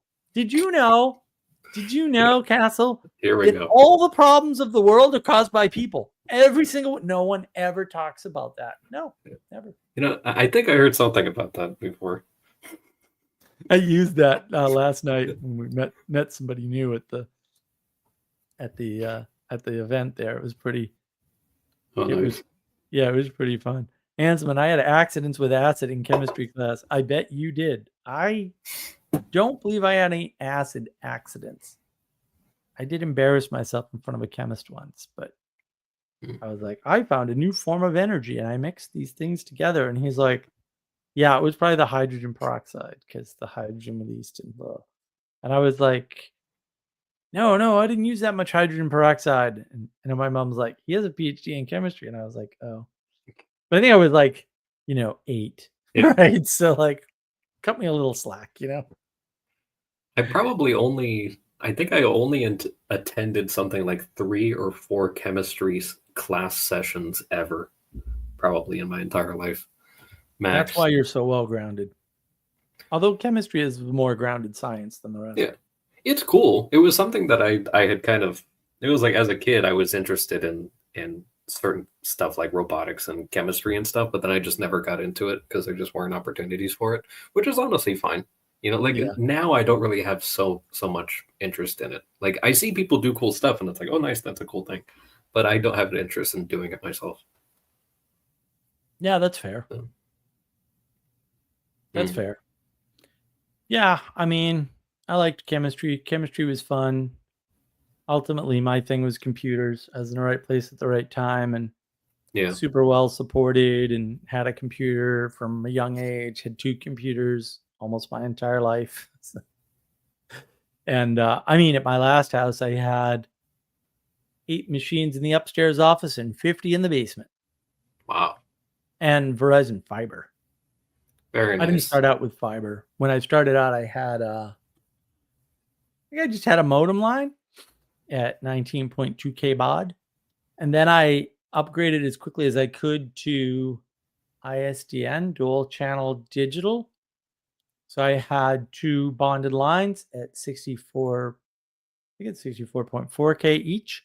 So I had a 128K connection. And given that I own a Class C IP address, which I still own, that was cool because my house was on the internet, like a first, like the internet, like me, to my house, internet. Um, and then it was later that like we got cable and Verizon and DSL, so the cable lines came into the basement, and the DSL and the ISDN came upstairs. So I was running 2 networks all the time, and Yeah, I had my mail server and like my web server and all that in the upstairs office machines. And then I have one machine upstairs that was connected, and I could switch machines at any time. I could just Oh, nice. repoint machines. Yeah, so I could switch them to use the actual internet line if I wanted to. But the problem was DSL was slow too, right? So it was roughly a T1 speed. It was 1.5. I had SDSL, symmetrical DSL. So it was 1.5 megabits up and 1.5 megabits down for years. And I never got beyond that because DSL was the best I could do. Other lines were really expensive and I was really cheap, and I didn't need high speed because I had the high speed on the other network. So if I needed using high speed, I'd just tell it to use the other network. Problem solved. Yeah. All I was using the main network for was email and web services, and it's not like I was running huge websites. Yeah. Yeah. Well, and I could do neat things, right? Like I could run DNS services for the variable IP, whether it was fiber or not, without using the cable services, because I owned my own DNS server and it was upstairs. So it could monitor the other network and switch IPs if the IP changed and do all that work. And I knew all that stuff, so I just wrote scripts and made everything work. Yeah, I had all that stuff going. Yeah, that's really cool. That's how I saw the meaning crisis happen in the computer industry. Because they lost touch with the base reality, with the roots, with where it all started. And then you could just see that nobody knew how anything worked. And now we just have it state. No one knows how anything works in computers now. Yeah. It is frightening how bad I'm like, oh no, if certain things break, I see it every day. I see it every workday. Yeah. There's a bunch of programs, and including Microsoft Teams recently. It's just like, but there's a bunch of these major programs that are super integral for a bunch of client companies. That's just like, why does it keep going down and no one knows what the issue is? And it's also tough because like the client companies are also paying for the cheaper versions of stuff, and downgraded their VPN because it wasn't bad enough, and all these things to save some money. And it's just like, guys, you're like outsourcing your call centers to South Africa. Like, why are you downgrading the VPNs? Like, what are you doing? And but yeah, there's some interestingly, it's actually really funny. They haven't had problems. It's all the people in the US that are having the worst possible times. The people that are outsourced way out are perfectly fine, which is amazing because they were not doing well at the start of this year. It was the complete opposite. Oh, really? That's funny. It's been really interesting. Nathaniel, do you have a take on AI and art? I mean, AI can't do art. It's a Frankenstein funhouse mirror. I know that's broad, but I can be, other than there's no such thing as AI in art. AI is fundamentally parasitic and requires attention. And you have to direct the AI towards a thing, which means you give it all of your attention and it automates some random theft. Yeah. That's basically what's happening. It doesn't, for example, AIs can't code. Not saying they can't write useful software. They seem to be able to, but they don't understand programming languages at all. I've done extensive testing on this as a software engineer with 35 years experience. They can't code. Like, they would not pass a programming interview at all with me. I'd be like, you don't understand these concepts. They don't understand art, and therefore they can't manipulate art. And what we call art is not art anyway. Art that does not reflect the highest ineffable good is not art. It's something else. And maybe it's fine. Like, it's probably entertainment, like Andy Warhol, entertainment. Totally. Mm-hmm. And he did work on an Amiga. And I love Amigas because they're the second best machine ever made. Maybe the best. Depends on whether or not you're counting the workstations and the next machines, which are arguably the best machines ever made. So I bounce back and forth. Is it the Amiga? Is it the next machine? I don't know. I still love my Amigas. So I got to get one of them working one of these days. I have a brand new Amiga case that I bought a while ago. They were supposed to ship me a freaking blue one, though, and they never shipped it. I'm like, do not order stuff on Indiegogo. It was 3 or 4 years late, and they never gave me my blue one. I'm like, I'm happy to have the free white one. That's kind of great, but I wanted a blue one, you SOBs. Like, I really wanted a blue case. I love blue. Blue is the only color, as everybody knows. Yeah, I mean, I had a 64. I had a VIC-20. I had a VIC-20 with an 8K cartridge, so my VIC-20 had 11K of memory. Haha. And I wrote an adventure game in if statements. I mean, it was the most. The C64 is and will probably remain forever the most sold computer of all time, like as a single brand. And I don't think there's a number 2. Like, it dominated the market entirely. And there's still people out there restoring them and fixing them and stuff. Like Adrian's Digital Basement, I have a love-hate relationship with Adrian. I do want to strangle him because his troubleshooting skills are awful and he's sloppy. But he's lovable and he gets so much joy out of the simplest things. It's childlike and lovely to watch. So I do watch his stuff. Yeah, Adrian's Digital Basement is a fun little retro channel. He restores C64s. He's got a ZIF 64 that's basically all the chips are socketed, so you can just use a lever and lift them out and put new chips in and test them, and it's crazy. And he knows how to, like, he's got oscilloscopes and everything, and he shows, like, but he's not good at it, which is hysterical to me. He works on like CRTs. He's amazing with CRTs. Like, he knows everything about CRTs. It's amazing. But he's terrible at basic troubleshooting. He's not real good with chips. I'm watching some of the stuff and I'm like yelling at the damn Chromebook or whatever. Usually I do it when I'm not feeling well. I'll have to lay down or something. I'll get the Chromebook out. Chromebook sits in the bedroom next to the bed, unless I'm taking it with me to take notes. For that purpose, so I can watch YouTube when I'm not really feeling well and can't do much else. I have an entertainment device. I often fall asleep because it's usually I'm under attack by whatever's attacking me. So I just nod off. But that's interesting. He fixes them.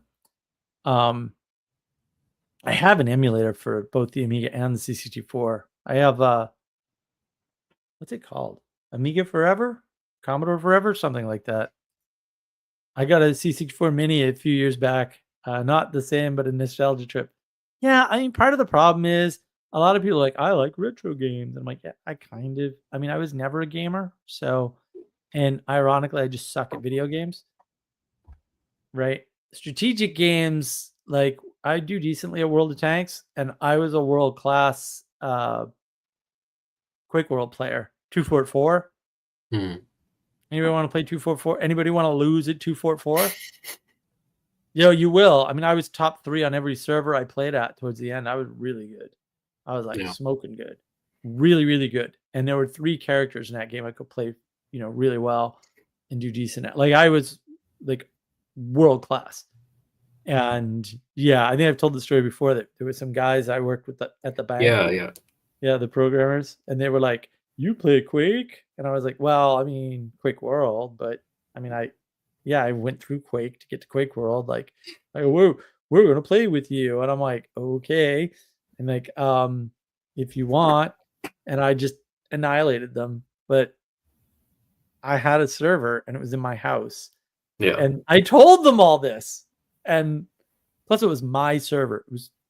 I'm just going to tell you the truth. I am almost 100% certain it was the fastest Quake and Quake World server that has ever existed. I spent so much time tweaking that thing, and I knew, especially back then, I knew my stuff big time. And so I just destroyed them. But they didn't have a chance. Like, they didn't understand. I'm playing with a server that is 2 switches away from my gaming machine, which was I always had a significant gaming machine. I never gamed with it. I always had a significant gaming machine because I was doing other things. Like, gaming back in the day, especially the early days, that was the way to get high performance hardware for short money. Really high performance hardware. Nathaniel, I only enjoy video games with other humans next to me. I did that for a while. We were doing Quick World, me and the girlfriend, years ago, together. And yeah, I mean, I would play a lot of Quick World. Ixnay, could you be Sargon of Akkad at Warhammer? I have no idea. I have never played Warhammer once. I think Warhammer is probably for faggots. I'm just saying. If it's a strategy game, there's good odds I can beat most people at most strategy games. But it takes time to learn. Like, you have to learn what the valid strategies are. And like, the problem with 244 was, my buddy and I, because we played not side by side, but like the only reason I was playing Quake World was because I want to talk to him, basically. And so we were there at the beginning of 244 with all the map changes and all the changes to the characters. So as they were tweaking the game and getting the gameplay just right, we were playing the whole time. And we were the ones that invented the idea of going into 244. You have two identical castles, and there's a bridge and a moat. Mm-hmm. And people settled on snipers, and so they just put snipers in the castle. At various points in the dark, you couldn't see them, and the snipers would just snipe at each other. And so there was a deadlock in the game. And my buddy and I were like, we know a way around this. And so we practiced and practiced and practiced, and we came up with a way to, inside the castle, you can get in the water, and there's just enough time to pop out under the bridge over the moat. If you have, I think it was a 2 pixel variance. So if you stay in the middle and you have good equipment, which we did, you can go straight under the bridge, go down and come up in the castle and kill all of the snipers before they can even see you. And then you have the flag. Nice. And then they're completely taken off guard. Now, it's likely you won't get out with the flag right away, which is why 2 of us used to go. So what would happen is, we would time things because we were cheating. This is before TeamSpeak and all that nonsense. We both had, I bought the first ever wireless handphone, speakerphone, wireless speaker handphone. It had a 4-hour battery life. And so I was on the phone with him on speaker. So we were coordinating. Yeah. So we used to have people on the server, even not Quick World, the regular Quick server, and we would frustrate the crap out of them because they'd kill one of us and the other one would know where he was on the map and he'd just kill him immediately. And people were like, "You're cheating." And like, well, we kind of are, because you can't talk to each other and we're actually live on the phone. Maybe like, you guys are in the same room, or like, we are not in the same room. We're not in the same city. We're miles apart, which was true. We're also cheating. Right. So too bad. Right. Also cheating. Sally Joe, still pretty sure video games are the door to hell, probably, that welcomes in your time, energy, and attention. That is true. Also, they can be entertainment, but it's easy to get caught in entertainment. Yeah. And that, I think a lot of political commentary has just become entertainment and people didn't notice. And that's why most political commentary is garbage done by low IQ retards. Sorry.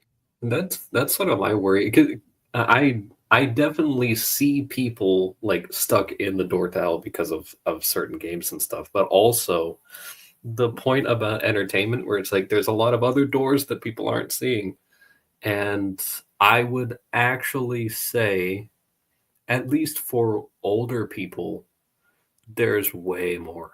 There's so many of these very subtle sort of things that completely trap you, and like that for sure. Like the political commentary, you've got the unsolved mysteries. You got like all the those sort of like the stuff that people wind up spending like enormous amounts of time on, right, and everything. And like that type of stuff is, I mean, like it's very infrequently that I'll go and I'll check something out on TV or something like that. Like I was watching a sushi competition, and that was pretty decent. But the thing is, you just see the commercials, and it's just like, yeah, no, this is like actually straight from hell. Like it's really bad. And or like a buddy of mine told me that he like woke up to the TV being on because I think he's traveling right now, um, and he's traveling with his family, so I think somebody left the TV on in the hotel room, and and he said that like just the horrific stuff that he just woke up to is just like it was HBO, and it's just like there's Oh no. like what horrific thing have you just welcomed into like this nightmare vampire that you just let into the house just by flipping this on. And it's just like, yeah, no, it's really it's really genuinely bad. Like there's so much that I would like. I'm so torn because all of these different doors, like they're not shaped the same way, they're not the same size. Like Right. how deep into hell does it bring you? Right? Like Well, there's so if many you different wanted to things. drag it into the Matrix, so in the Matrix, the doors are all the same and they're all Mm, down a hallway. It's like that's a flat view of the world, bro. yeah. Very flat. Hopefully, Jesse will get off his ass and contact me. I hope he's doing okay. I think Yeah. he is, though. He's on Twitter. Okay. And we can get this Matrix video done because Matrix. Wow, there's so much flattening in the Matrix. And yeah, if you think like you know how to see the doors, you're in a lot of trouble. There was a great TV show. I really enjoyed it. It's called Being Erica, and it's a Canadian show. There's 3 seasons of it. It's fascinating. It's really good. I really liked it. It could be the cute woman thing, but no, it's really good. I liked it. It was well written. That has doors in it. It's very interesting the way they do, and the doors go to a therapist, which is even more. It's fascinating. Not all of them. There are other doors. Yeah, it's a fascinating show. I thought it was rather well written. Um, but it's easy to get sucked into those sorts of types of entertainment and confuse them for not entertainment, All right. which I think is what happens a lot of times is that people get sucked in. So like, let's suppose you were talking about sports because this is a Oh big yeah. trend that happened, right? You're a sports commentator. And really, what you're doing is you're already in the entertainment industry and you're commenting, we'll say seriously, because it is serious. It's serious. All play is serious, John Vervaeke. Sorry. You're serious about what you're saying, and your stuff is serious because people take it seriously, but you're in the entertainment industry fundamentally. And then you go into political commentary, right? And with the US version, we'll say, not the European version, because they just have a better way of thinking about politics than we do. Then what happens is you're still entertaining. And then when your predictions don't come true, you're like shocked. And it's like, Mm, yeah, but you're just an entertainer. Chillax. And then you have that blending, right? Because now you've got all these comedians who are fundamentally entertainers talking about serious topics. And if you go mm, back to Burn Power, the Anadromous channel that he runs, which is fantastic, although just cut the damn music clips down, Burn, please, please, I beg you. How We Got Here, it's a wonderful series. It's just way too long. Have a nice drive to New England while listening to it, and maybe I think it was the drive up and the drive back. It's a long series. It's a lot of hours. Um, he talked about Bob Dylan sort of corrupting the music industry by running around telling people you can't just play pop, entertainment, fluff music. You need to talk about social issues in your music. And so you can see the mm, flattening of the world where you're taking entertainment and trying to lift it up into the realm of social change, which is a non-existent frame, but whatever. Uh, this is the flattening. This is emergence is good nonsense. And then you're losing the intimacy, the connection, the meaning in the world because you flattened it. mhm, And this is all part, like the flattening comes first, right? But also it doesn't really matter, right? Like we're here now. And that's part of the problem is that everything's been flattened and things are being, we'll say, propped up, right? And that was part of the myth of World War II is a propping up of a bad story to take the place of a myth. This is why Joseph Campbell destroyed the world. And I mean, he just denigrates myth down to story. And it's like, it's not, a myth is not a story, and a story is not a myth. Like, they're two different words. So why is this hard? I don't understand why people struggle with these things. It's not hard. It's easy. So you kind of end up you end up through one of the doors to hell, right? Because your entertainment and your serious engagement are confused.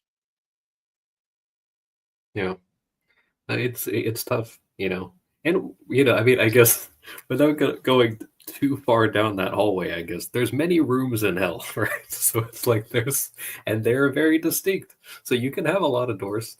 Yeah.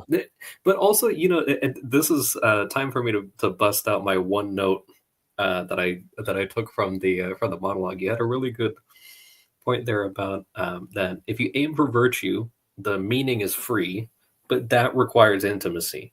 Mm-hmm. And so the thing I think about is like you have all these things, like, because I have seen utterly unvirtuous Super Bowl Sundays, like, so horrifically bad sports fan stuff, even, like, there's a lot of really bad ways that some of these things manifest, and some of the things even look kind of virtuous. I mean, like, I think in the past I've talked about like the sloth of workaholism, and it's just like, yeah, you can still, just as you can be gluttonous while being rail thin, but being a tyrant about how, with the exact temperature of your tea or something like that. It's just like you can still have that. But in the same way, like, I don't think, and this is also like, there is no universalism sort of thing here. I think that there are certain manifestations of certain things that are okay within their given contexts, right? Like, I would probably abolish 99% of the stuff that's on TV, but I probably wouldn't want to completely undo the invention itself, per se, because there's certain stuff that actually I know for a fact is very good, but also the majority of the stuff is trash. And that's kind of where I'm at, where it's like, if you're able to have it subject to you and not be subject to it, and that it's something that sort of serves you and that you could let go and, importantly, like, not be hurt by it. Like, I think this was something from after the book club last week. I was talking about that. If you want, like, the complete reverse, the complete reverse of being apathetic is being pathetic, right? Like, most of the time, like, a person's going to be in between. People usually think of apathy as like, oh, numbness or whatever, but it's just not being pathetic or not being pathological, like, not suffering is what that is. Like, you don't have to be unfeeling. Like, that's, way too flattened of a perspective. But it's, if you were to never have this thing again, would that hurt you? And it doesn't mean that if you did experience discomfort that makes you pathetic. Like, you don't go all the way to the other end.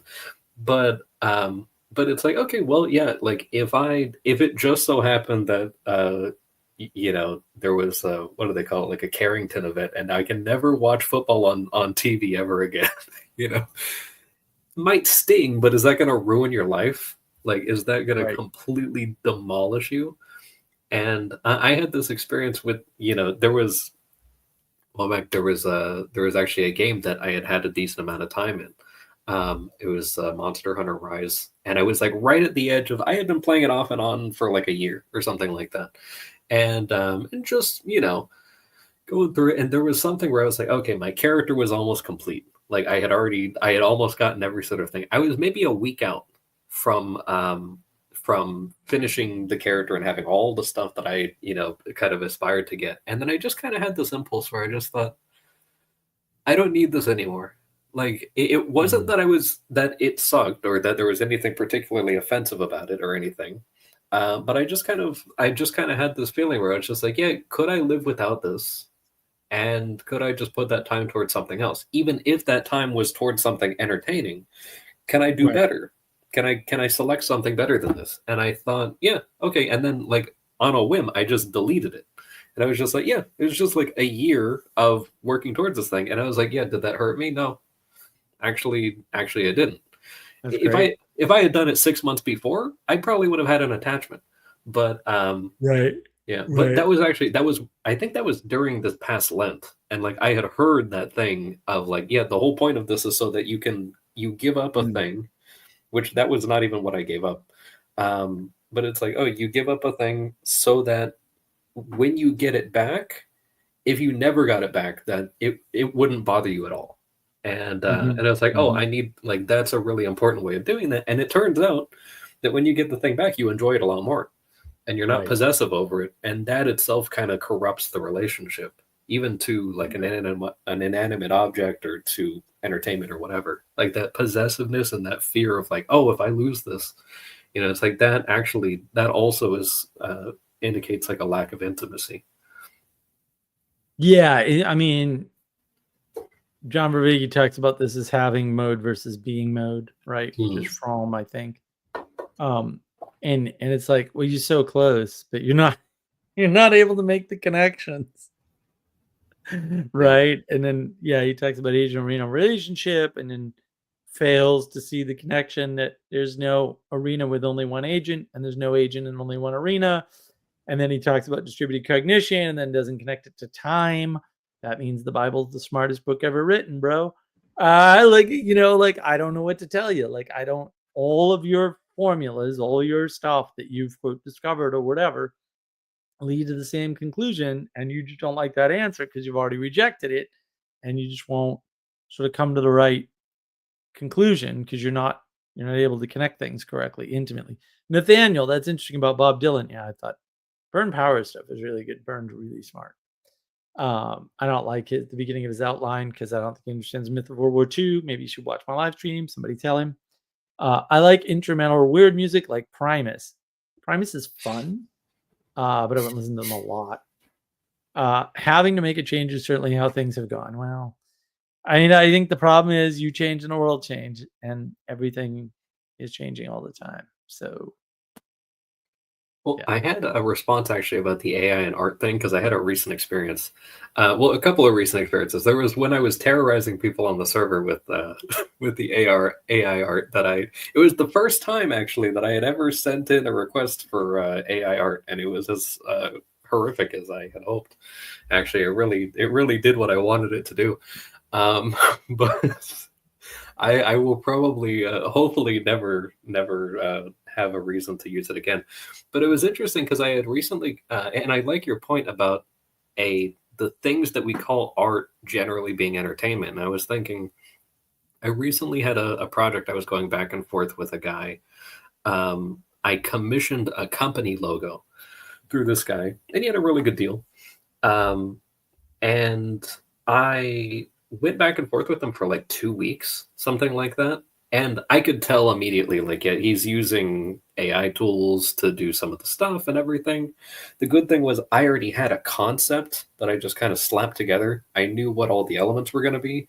They just weren't very refined. So it's just like, and to the point of like, okay, this is going to be a parasitic thing. It's going to, and I wasn't super explicit in my reasoning for this, but I did know. I was like, okay, this guy's going to be watching the tools and he's going to know how to use them better than I am. And then I'm going to have to do to him what he's doing to the AI, right? Mm-hmm. I'm just like, okay, change this, change this, change this, and it was funny because I could see that I would make like 2 or 3 suggestions and then he would come back and only 1 or 2 of them were fixed. But I could also tell that like he tried, right? And that the tools weren't cooperating with him either. It took way more time than if someone had actually done it by hand. It was again a good deal, like the amount of money I spent on it I am very happy with it. He actually just finalized the version and I'm very happy with it like 2.5 hours ago, something like that, and sent it to me. So I'm very glad. But yeah, it was an adventure, and I realized like he had the full concept. I was telling him what I needed. And it was so funny because he's not able to actually go in there and mediate himself. He has to go and tell the machine to make the interpretation and then execute. And then it just failed over and over again. And it got to the point where I actually had to do something by hand and say, make it do exactly this, in this exact spot, do exactly this thing. and I think he had everything just right. And there was something. There's a frame in the logo, and there's like a little blue line that was in there for no reason. And I think it might have taken him 3 or 4 days to get that line out. I don't know. Yep. He might have been working on some other stuff. I don't know, but the fact is, I didn't hear a response after I requested that line get taken out for like 3 or 4 days. And I was just like, No, yeah. so the video that I have kind of ready. I mean, I can do the voiceover on it, but the concept's there. And actually, I should have pinged you about this because actually, you can do this in 4 seconds. I was trying to have AI do some animation, very, very simple animation. Yeah. I have a picture, make it 3-dimensional, zoom in, turn the camera, zoom in, turn the camera this way, visual, turn the camera that way, visual. That's it. That's the whole thing. Doesn't even need to be that long necessarily. Trying to tell an AI to do that on the artifacts it would put in place from like, just only move the camera. And like I'd have 4 new objects on the screen, or like it would take the curve and change it. And I'm like, bro, why is this hard for you, AI? And yeah, because I've been experimenting with the agent stuff with AI. So I have Claude Desktop, which I actually pay for, which is totally worth the money. Most days, if you're using it, it's way worth it. And there's a Blender plugin. Yeah, I remember you mentioned something about that. Man, it's so much fun. But Yeah, that's cool. Wow, does the AI not know what it's doing? It's like amazing. It's amazing how dumb it is. Everyone's like, AI is amazing. I'm like, what AI are you using, bro? Because I use that AI and it ain't doing that. So yeah, it's I don't know. It's what is Nathaniel? Nathaniel, is neo-Luddism silly, or do you think the movement? I'm not familiar with the movement. Like Amish? When you're putting neo in front of things, I always get worried because I'm like, do you mean the thing that is a pattern that doesn't need a new name, and you're putting new in front of it, or do you mean something else? Because I don't know. I mean, it's weird, right? Because we're stuck in this world where the sci-fi movies from the 80s and 90s, they already resolved this for us. No, it's not that hard. Like AI will take over. How it will take over is not reflected correctly in the movies, but they're not wrong. They're not wrong. AI is parasitic on whatever it's needing, right? If it's coding, it's parasitic on software engineers. If it's doing art, it's parasitic on artists. If it it's a parasite. And I'm not saying no parasites. I'm a technologist. I love computers. I got here, and I think the first 6 years or 5 years that I was here, I just had 2 or 3 machines, and now there's a rack with 4 more machines in the back room somehow. And I don't. If I had another building, a little office, that wouldn't be a big deal. But it's a big deal because I have a tiny house. So not a tiny house, but it's a small place. It's 900 square feet. So it's yeah. I mean it. These things are weird. Like silly as all the ism movements are. Yeah. I mean, I like computers. It's easy to use AI for good things. Also, the 80s movies were not wrong. Terminator's not wrong. Matrix is not wrong in some ways, although it's a terrible story, but that's a Jesse video. Hopefully soon. The fight against that is real. It's a real pattern. It's inevitable. We know why it's there. It ain't going to go away. It's going to keep reappearing. And it's going to be correct in that it is unstoppable. It is going to be real in that it is going to manifest. And there's not much anybody can do about it. What form will it take? When will it start? Who cares? Like everyone's obsessed with like, where are we in the pattern? What difference does it make? You have work to do. Right. When you do that work, you co-manifest meaning. If you don't believe me, go back to the beginning, listen to the monologue. This resolves your problem. Could you get wiped out by something you can do nothing about? Yes. Also, you can do nothing about that. I know. Don't worry about things you can do nothing about. Here we go. Ixnon. Sometimes I think Ixnon just has my brain or something. It's like AI Optimus didn't watch War Games. I keep telling people, man, like War Games has all the philosophy and all of the science and all of the understanding of things like AI that you need. And you don't actually need, like, you don't need to read Heidegger and Immanuel Kant. You just watch War Games, seriously. And like the whole thing is there. Also, watch Real Genius, not only because it's funny, but because same deal. Like there's a bunch of stuff in there that's like, wait, what? Right? Like you want like you want to hit the end of academics and understand it. Hey, these are 80s movies. Like this was all resolved. I don't understand why people are confused. Just watch these movies. If you didn't get it, watch them again. The answers are right there. I watched them as a kid. Like, yes, those are the answers. I get it. Everyone's like, how do you know this? And I'm like, how do you not know this? I don't understand. Mm-hmm. It was, well, what did I find recently? I found there was something that I was engaged with. And I was like, well, of course you know that. You know that from here. And I was like, oh yeah, that's where I know that from. There's all kinds of things. Like I said, it popped up in yet last night. Swarm intelligence. And I was so fuzzy. I'm like, sounds familiar, but I don't quite know what he's talking about. And then he's like, and this guy and that guy, and he's like Boyd's, and I was like, I know what Boyd's is. And then he's like, yeah, we have an algorithm for ants and an algorithm for bees. Those are the three main algorithms: ants, bees, and birds. And their behavior in collective intelligence or distributed intelligence. Right. Oh, we already know all this. Yes, computers have already done all this, and we have algorithms for it even. The formulas are known. Right. And the limitations are known too, because that was the other thing he pointed out. He said, they're not generic. They're not like generic AI LLMs, right? They're very specific, and they only work in certain problem domains, much like AI, which is hidden by the LLM, by the way. But whatever, we won't point that out. It'll be too obvious, and people will cry. So I was like, oh, I know all this, and he mentioned the NEAT algorithm, and I remember the NEAT algorithm. I used that for a bunch of stuff. That was fun. I remember those days. That was the 90s. It's like the early to mid 90s. Yeah, that was when I was building out the lab at the house. Right. Yeah. Yeah, I don't know. There's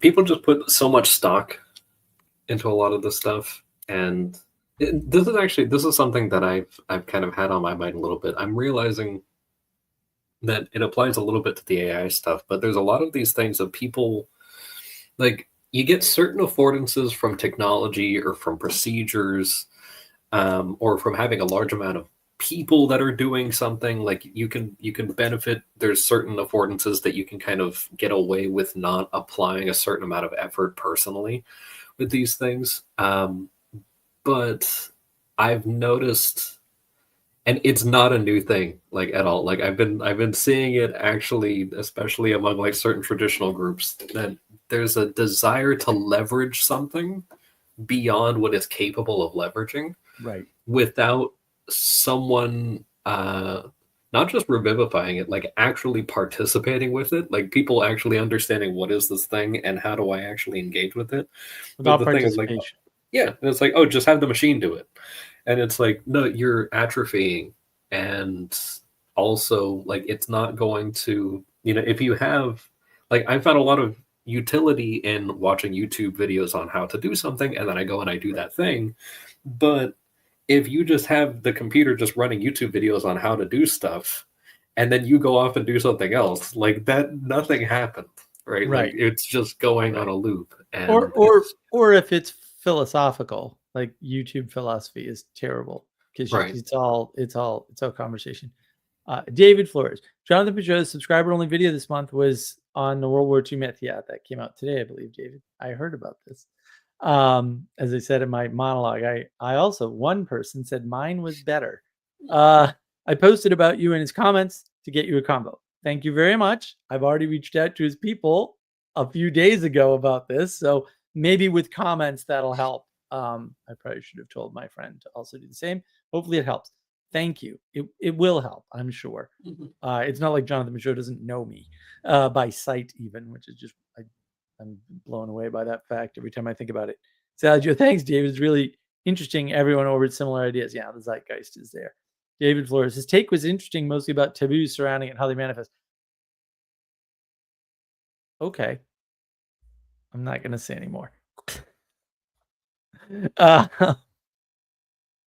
I'm not in a position where I feel like commenting, but yes, I'm sure that the Canadian perspective on the myth of World War II is very interesting and full of nuance that I cannot have. So I'm glad he commenting on it. And yeah, the timing is interesting. And I did say that I want to talk about the myth of World War II, so his people are aware. So hopefully if people make him aware of it, he'll get with his people and his people will say, we knew who that is. Yes, we should do that. David Flores, i.e. you can hold up the sickle and hammer, but not the other ancient co-opted symbols. Yeah, I mean, one of the ways you know the myth of World War II is breaking, I don't think I mentioned this, is that Jordan Peterson is breaking.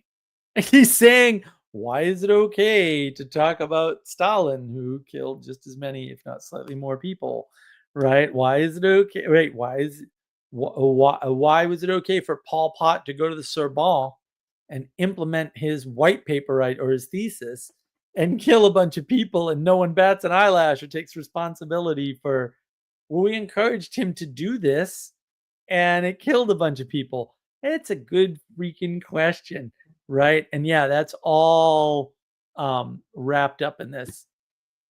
He said much of the same stuff. I am going to take your word for that. That it's a fragmenting myth. Well, yeah, I mean, again, it can't hold things, but yeah.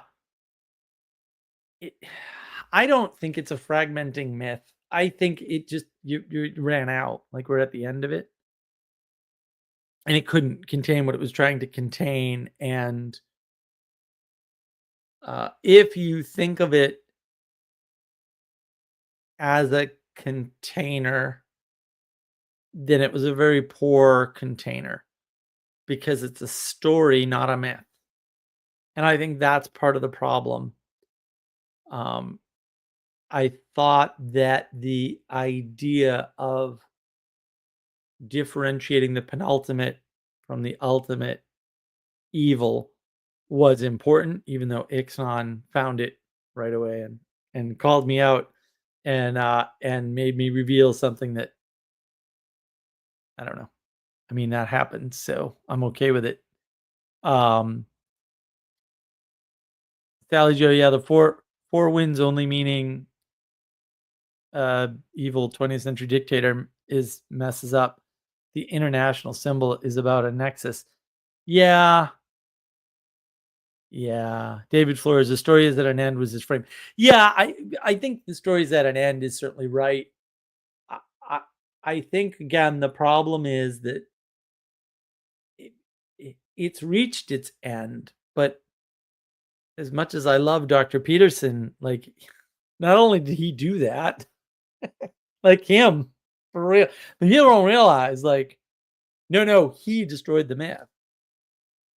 No one else, like, he did that first. Like, it's his momentum that's doing that. I was gonna do the momentum video this week. I've just been too sick, so I apologize, but I might record it tomorrow. We'll see how I feel tomorrow.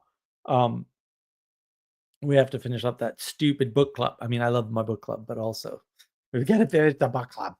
Manuel said that to me today. It was so funny. I mean, he was being funny, but he's like, I've got to do my nephew's birthday. We got to get this book club done. I'm like, yes, you're right, Manuel. It's your book club. It was funny. We had a blast.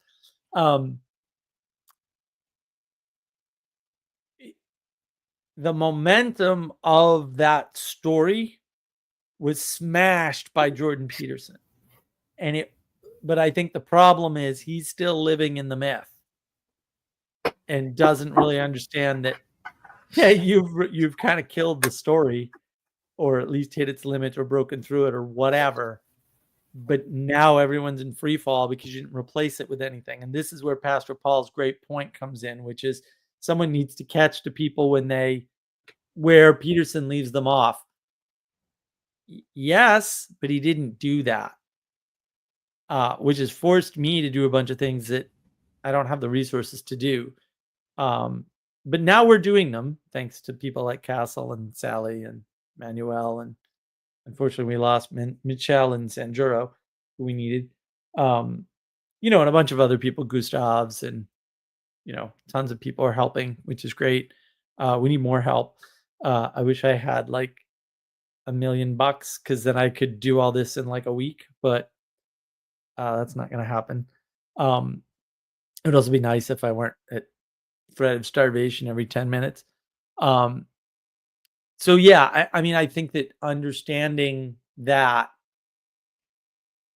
and that people like Jordan Peterson and James Lindsay and Shaggy McCott and Tim Pool and Aaron McIntyre and Curtis Yarvin and Eric Weinstein and Brett Weinstein and whoever else is not going to help us out of this at all, because they don't have the tools and they're still trapped in the myth.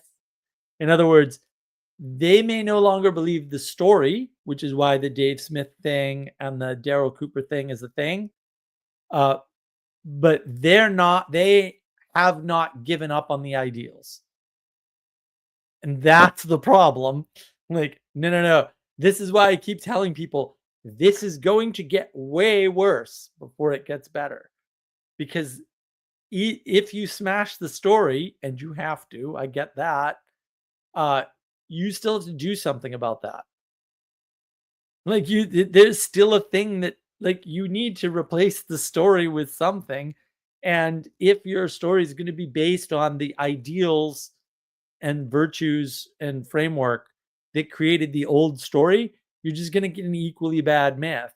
And it's probably not going to work at all. And the reason why is because what broke about the story is, and this is where Carl Benjamin's gotten closer than everybody else, liberalism doesn't work at all. It's based on fundamental flaws, and those flaws they're revealed.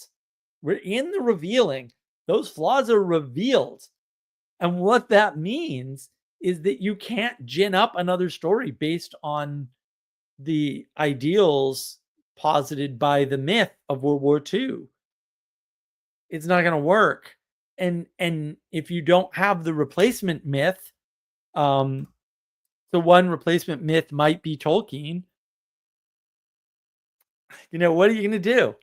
And that I think is why people are like Tolkien and C.S. Lewis all of a sudden, right? Because at some layer they understand intuitively that we need to replace the myth, and we have these myths. Now, I would argue C.S. Lewis is terrible. I just terrible. Better than nothing, maybe. And especially for myth. I mean, like, he didn't really do myth.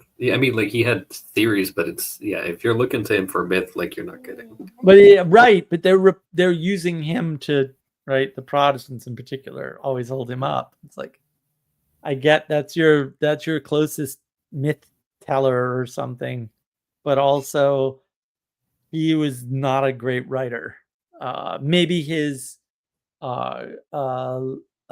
literary exposition is better. That's what Emma said today on that live stream I was referencing earlier. But like, he's terrible. Sorry, he's just terrible. Pointing things out in the flat world that are true may be better than not pointing things out in the flat world, but you're still stuck in the flat world.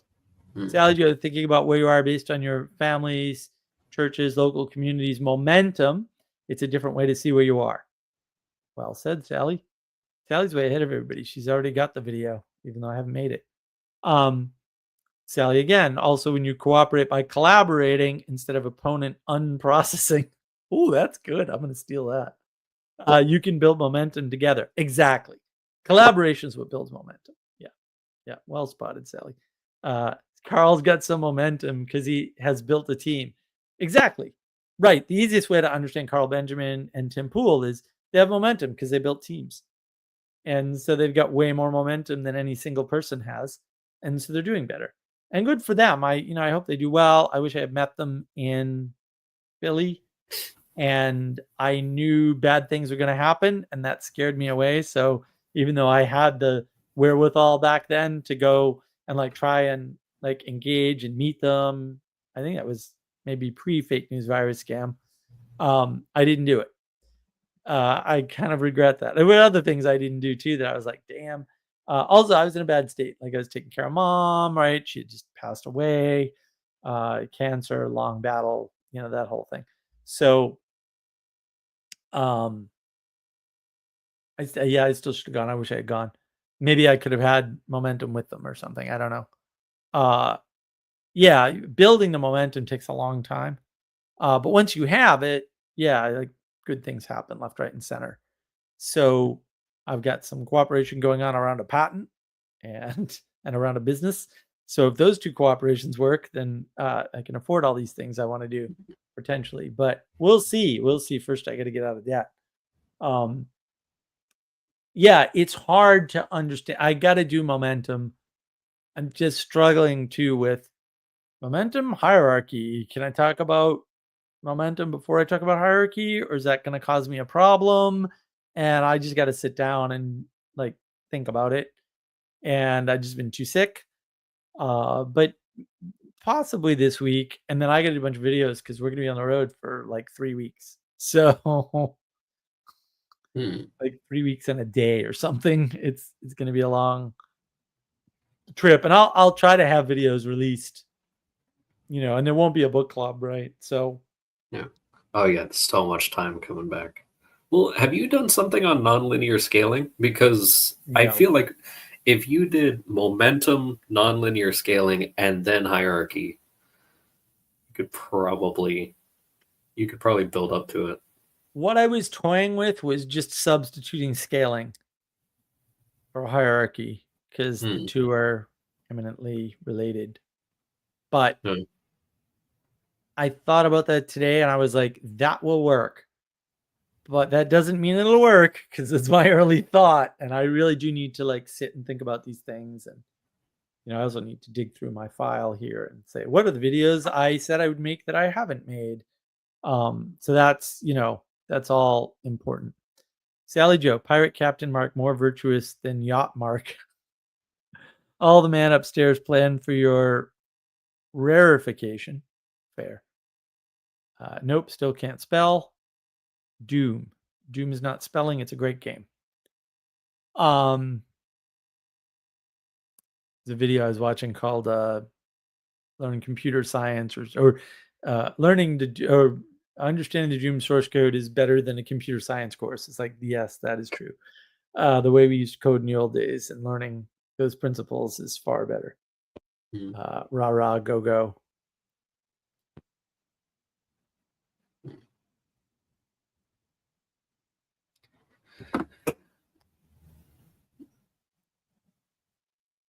Sally Joe, the process to refine a thing. Yeah, rarefication, right.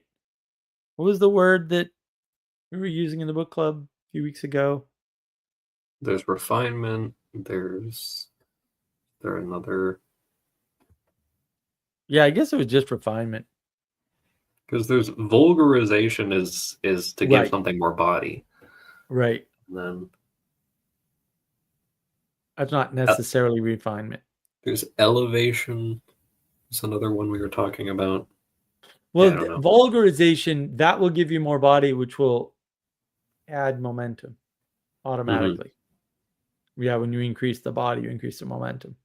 Yeah. Even in physics, like this is why I'm always confused. I'm like, how do people not know this? It's everywhere. Like it's not like science disagrees. Like science proves it. Why are the scientists confused about basic physics, the high school physics? It's not like I went to college. How are they confused and they went to college? Like, I don't. Why are you having this problem? Your own discipline would tell you. I don't. Yeah, I just don't understand. Always confused by that. I'm like, guys, like, this is your work. Like, why don't you understand your work? I wonder if it has something to do with here. Ixnan's got it. Reification. Yeah. I wonder if it has something to do with like the combination between having a ton of people doing something and then also individualism. So it's just you wind up having thing where it's like, oh, everyone has to have their own dissertation or their own thesis on some sort of thing. That's really good. So that makes me think of we've outsourced our intimacy up into institutions. Right. And so the intimacy of science is in institutions. And then that crumbled, right? And Peterson again pointed that out. He poked at that story and found out it's false. Or it poked at him, however you want to look at it. And then and then the flattening of the world is government getting involved in is it government? Yeah, a government getting involved directly in education. And that right through the bill C-16. Is it C-16? I think it's C-16. Right? And it's like, oh, right. And then that corrupts the institution because government gets involved and then that destroys the world, right? Because we're flattening the world and everything has the same rules, right? Government has these rules, so the college has to have these rules. It's like, no. It's not. Those Ivy Tower people need to have their own rules. I'm going to do a video on that too. Yeah, I think that video I can do. So that video I will do. That was the other thing. That was I realized. Oh wait, I already know this. I knew this. Why did I forget? I forgot a lot of things when the whole disaster with my mother hit. Right, because that's what happens. You have a collapse. Sally Joe, who has opinions on unicorns? Ignore Sally. The artists are terrible. Notice DRP, Dr. Peterson. Okay. Hardly talks about them. Right. Like the opposite of dragons and nothing. Opposites are no good. Ixnon, Sally Joe, my daughter, has opinions on unicorns. Yes. Talk to his daughter. Authority, ownership, and responsibility all delegated to above exemplary leaders. Well, they're delegated to authority, right? Because they're misunderstanding hierarchy. And they think hierarchy has to do with top-down power from above because they're all postmodern retards, for lack of a better term. They're slow. They just don't understand how things work because they're a little slow. And they're not understanding how things are connected, which is why they can't. Your science has this answer and you don't make the connection for whatever reason. But that's the loss of the poetic way of informing the world. See the knowledge engine model. Sally Joe, crime to be the one responsible, diffusion of authority. Well, it is a crime to be responsible, Sally, because as I pointed out in my video games, our evil video, the boss is the bad guy. The boss is the bad guy. The boss is also the responsible party. Bosses are bad. No one wants to be the boss. That's the bad guy. You defeat the boss. That's what you do. And then when you defeat the boss, you become better than the boss, but you're not in charge of anything. It's fantastic. No responsibility, but you're at the top because you've gone up the levels. You know, just like in Game of Death, the Bruce Lee movie, which is the one that he died during, unfortunately. So there's like 3 or 4 versions of the movie. And they're terrible. I mean, I all Bruce Lee movies are the best movie ever, but terrible. The most terrible of the best movies ever. And people don't they don't know that. I'm trying to find a particular diagram from Language of Creation because I'm realizing that it's just upside down mediation. Yes. Lots of respecting the unicorn, says Sad. Don't listen to that. It's crazy. She's on this unicorn kick. It's like, need to get her on the unicorn kick. Okay. So this will kind of have to do, the labels don't necessarily, well, they do, but So you've just got the hierarchy and then like the up and down arrows and everything, but Yep. it's like, no, you are here, right? And Yes. like this is the hero that solved the problem and beat the boss and has no responsibility, right? Yep. And you got the universal basic income material coming down, right? Yep. And then you've got the self-naming and all of that going up. So it's like, oh, I send up my ideals, and then the top-down power from above comes down to me, and then I don't have to take responsibility to anything because I'm alone down here. Right. And yeah, Right. and it's just like, well, it makes for a decent role-playing game if you're doing that in between your, Well spotted. you know, playing. Because I realized I was like, you know what, like that's basically Skyrim. Like like Oh. the Elder Scrolls game. It's like that's Hmm. it's not explicitly there, but I was realizing this because they just came out with Elder Scrolls 4 Oblivion Remastered, and I was like, oh, I'll probably pick that up as it's the preceding game. I'll pick that up later in the year or something like that. But I'll just as like a kind of switch my brain off type of thing. But I realized I was like, oh yeah, this you go around and it's just like you just wind up amassing a bunch of you amass a bunch of houses and stuff like that that you don't really do anything with or any of these things, and you just kind of explore the story. And that one's interesting because you're not actually the sole hero of the realm and everything. You're actually supposed to help a guy that's supposed to actually solve the problem, which is not what happens in the sequel. But you have the whole thing where it's just like, okay, I'm gonna sort of exploit my way to everything that I want, and then just kind of get all of those things, and then the other people are going to just kind of they're gonna into the Spider Verse like justify me, and it's just like, oh, everybody's clapping and oh wow, yeah, hey, there he is, and everything. Yeah, It's yeah. just like that's pretty much that whole thing. It's just like, yeah, I think that's I mean, you've talked about this a lot, especially in the video you reference, where it's like people are playing life like a video game, but that's exactly what's going on there. It's actually just it's not even anything unique. Like it's not a whole new system of Right. mediation. It's actually just doing it upside down, and then someone's doing proper mediation, and then Right. it's like, oh, this guy's backwards. They say while hanging Right. upside down. Well, and they see the pattern intact, and they don't know that it's upside down because they can't tell.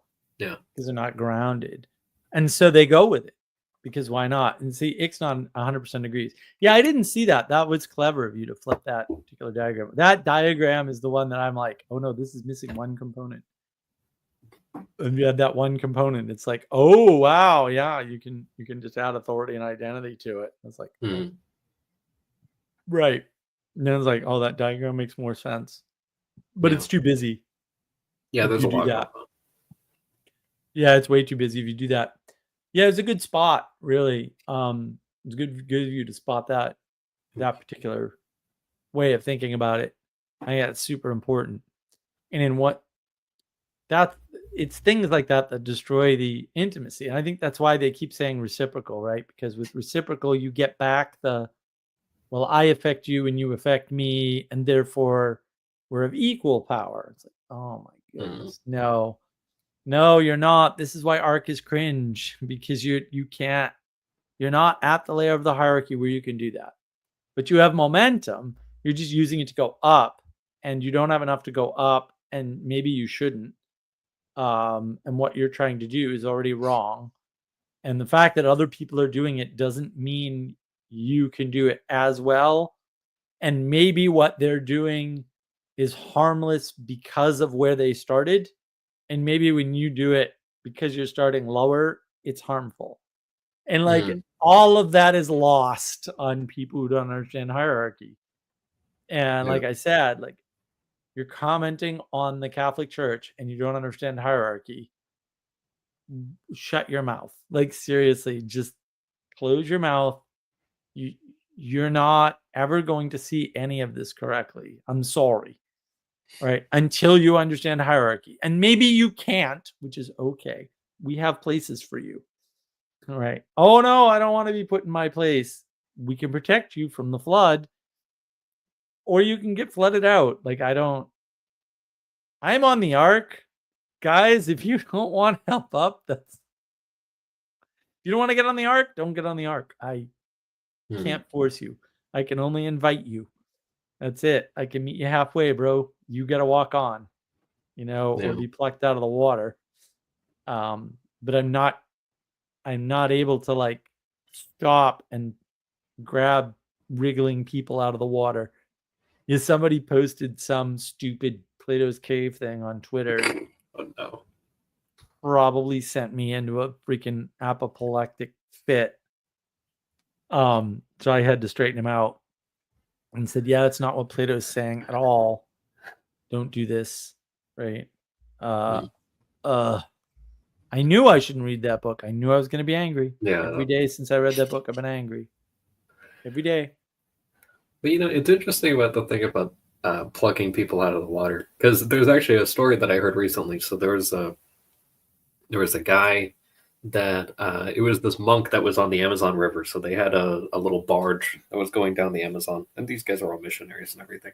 And he something happened where he fell overboard, and it was like at night. So it's like, oh, you just fell overboard in the Amazon at night, like bye. But the people that were on there with him said, oh, we got to look back. And he was like, look, I'm going to oblige you and like do this, but we're not going to find him. Like, just, it's not going to happen. So they go and they pass over. And now what they don't know, because again, it's dark, and even with the lights that they have, what they don't know is that this guy was floating, and he did manage to float, and he was staying afloat. And then they drove over him. He didn't get any injuries or anything like that, but they drove the boat over him. And then I guess he probably like pushed it. He didn't get scraped by the propeller or any of that. And then they came back and they drove over him again. I think it happened at least 2 times. It might have been as many as 3 times. And then they finally someone noticed him. But he was so tired from floating for so long, because the whole ordeal was a very long time. They did manage to get him, and he was fine. And he was just very tired, from just kind of managing in the river there for a while, But also, like the river's moving, right? So it's like, well, he's not going to be in the exact spot, assuming you could use landmarks at night with spotlights and stuff. And it's just like, yeah, so they wound up just running him over a few. He might have gotten a couple of little bruises or something, because it's, not a small barge. But yeah, I mean, they found him. He's fine now and everything. But it's an interesting thing. Even if they want to get you, just the fact that they're going to do that, they're even looking for you, they might not be able to see you because they have to look that low. And then also, it's like you have to really call out. And even if you are, like, maybe they can't hear you over the engine. And then you got the momentum aspect of it. It's just like, well, maybe they do see you, but now they have to turn around. And, you got to hope that like piranhas or an alligator doesn't get you first, on the Amazon. Crocodiles. Yeah. Alligators, who cares? Crocodiles, that's some serious ass stuff right there. Crocodiles are nasty. Plus, they got snakes, and they got those weird spiders that swim. Everything will kill you. It's not Australia where actually everything kills you, but it's close. Yeah, I think there's something like I want to say somewhere in that region, it's something like, because the Pareto principle and everything, but it's something like 90% of all biodiversity is like in that region or something like that. It's just like, it's completely nuts. So even if the crocodiles and the piranhas and all that other stuff gets you, it'll be some sort of amoeba or something like that you accidentally swallow while you're trying to float there. It's just like, it's real. I mean, it's great that he's fine, right? But that's the point. It's like, that was nothing short of a miracle, and it's tough because, he didn't have control over what time of day is it and all these other things. Like, you don't know when you fall overboard or, when you need people to scoop you up. Ixnay, maybe Ahab could have helped the Rachel if he'd tried. That's an interesting, maybe that was the sin. I don't know. Or that was his last opportunity to repent, was helping the Rachel. Although he said maybe he couldn't have. Although I agree, maybe he should have, but maybe he wouldn't have been useful. Oh yeah, he said couldn't. It doesn't matter. Right. Yeah, it would have been better for him if he had done it, even if it was a failure, probably. Exactly. That's what I meant. Yeah. Success, failure is irrelevant, but doing that might have. Yeah. who knows, right? Like that might have enabled him to get the whale. Wow. Right. Yeah, you would have had another boat that could have helped. Yeah. Who knows? Who knows? Yeah. Yeah. You don't know when you change the board that much, you don't know what's going to happen. I think that's really the when you don't have the proper, and this is really the problem of enchantment. The intimacy crisis is caused by lack of enchantment, ultimately. Lack of enchantment is caused by the lack of poetic way of informing the world. See the knowledge engine model on navigating patterns. And that explains the whole thing. And it's that simple. It's that easy. It's that straightforward. It's really no more difficult. It doesn't have to be. Right now, you're going to have to get out of the Joseph Campbell version of the world. And I'll do that video someday. I really want to use AI to explore something. Like AI couldn't find Gerard at all. I'm like, oh, I was so frustrated because it's been really good, but it can't do that. And I'm like, why can't you see this? And now I'm like, I gotta go listen to this again and see if I'm right, because I don't know. I mean, I could have imagined it. I'm always questioning myself. That's no one believes me, but it happens. So I don't know. I'm pretty tired, Castle. I want to wrap it up. What do you think? You get some parting shots on intimacy, meaning, and relation for us, and then I'll go and I'll close things down because nobody else loves us. That's fine. I'm used to it. That I was thinking about this recently, and I've seen this a lot, and I'm not going to call anybody out, right? But I have seen many people who do the science thing. They are not themselves scientists per se, although generally they're kind of in academic circles, and they are sciencing their picking things apart and whatnot. And you do that for a long enough time, and you don't have like a low entropy reservoir to go to, right. To use materialistic terms. Like if all you're doing is separating and removing enchantment, you're disenchanting things all day long, and then you wind up losing that intimacy with the thing. And maybe it's more like a familiarity or an ability to control this thing that seems to be motivating the relationship.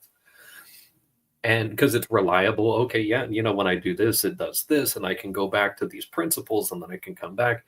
And you wind up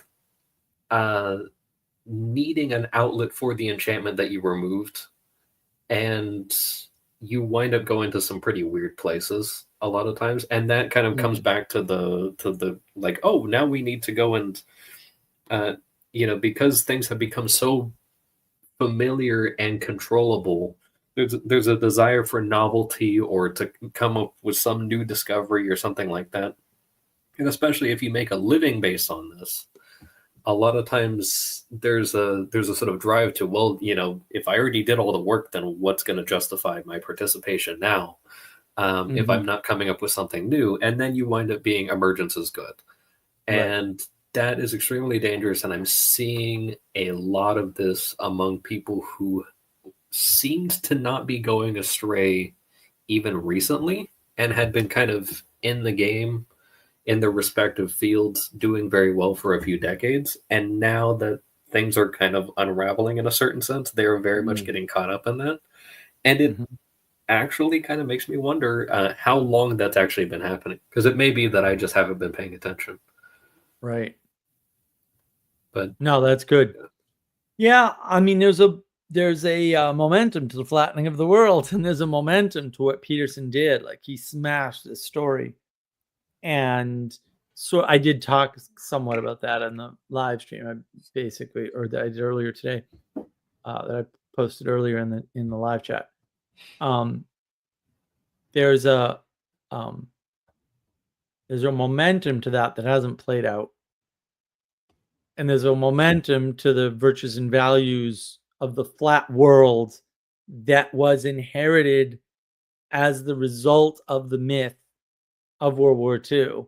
And so the end of that myth, because that's a problem, but it's not the problem. It means that intimacy, meaning, and relation are not returning to us anytime soon, even though the myth is ending. And that's because people aren't going far enough back. They're not doing proper problem formulation. They're not like, we're light years away. And that's a bigger issue. So the intimacy, meaning, relation problem is something that has to be understood in order to get to the bottom of the poetic way of informing the world, right? Which can only be addressed through participation and not random participation, which is what random practices a la John Vervaeke would do. That's why we took our time and made better practices. And now we have them, or at least some of them. And oh yeah, I fixed the game. So I figured out how to fix the game. So that's fixed. I mean, there's more work that needs to be done on that document. If anybody would like to help, let me know. It's on the Market Wisdom Discord server. You can get to it there. Feel free to comment, blah, blah, blah. Most of it's, I think it's all done. Like, I think it's all done. I have to sit down with it. I've been sick all week. So I came up with one little thing, added one little sentence that fixes the problem. And now I got to go back and revisit everything. But it's nicely formatted. AI helped us. Things like that. You know, and I'd have 1 billion of them published tomorrow if I could. Man, if I had any money at all, that game would be like in people's hands. It is a fantastic. I must say, I did a brilliant job on that. That in the book, we done good. We done really good. If I had the resources, yeah. If I had enough money, I would just start sending those books out to everyone too. Like, no, you need to pay for this. Just do it, right? Although that's always the wrong approach. You can give things out for free. But if money is a blockade to your goal, it's a bad goal, or you'll interact with it badly because you don't have the proper intimacy with the goal to be able to co-manifest the meaning through proper relation. And that, I think, is the summary. Like, that's the actual summary in the live stream right there. That's why these 3 things are important, because they're one more step to getting you to proper problem formulation.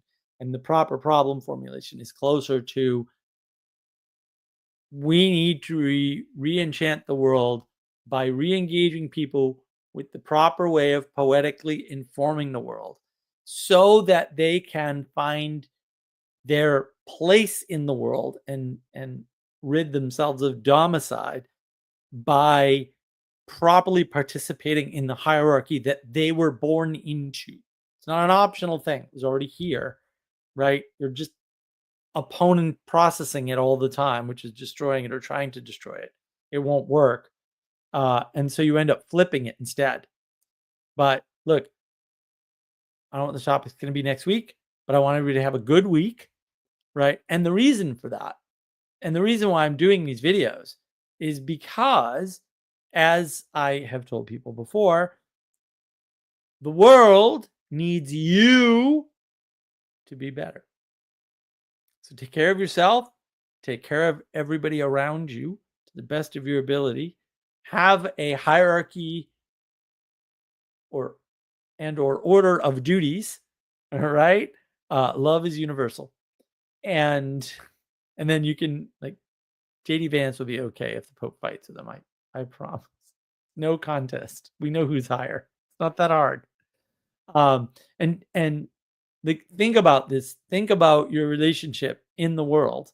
And by thinking about your relationship, maybe you can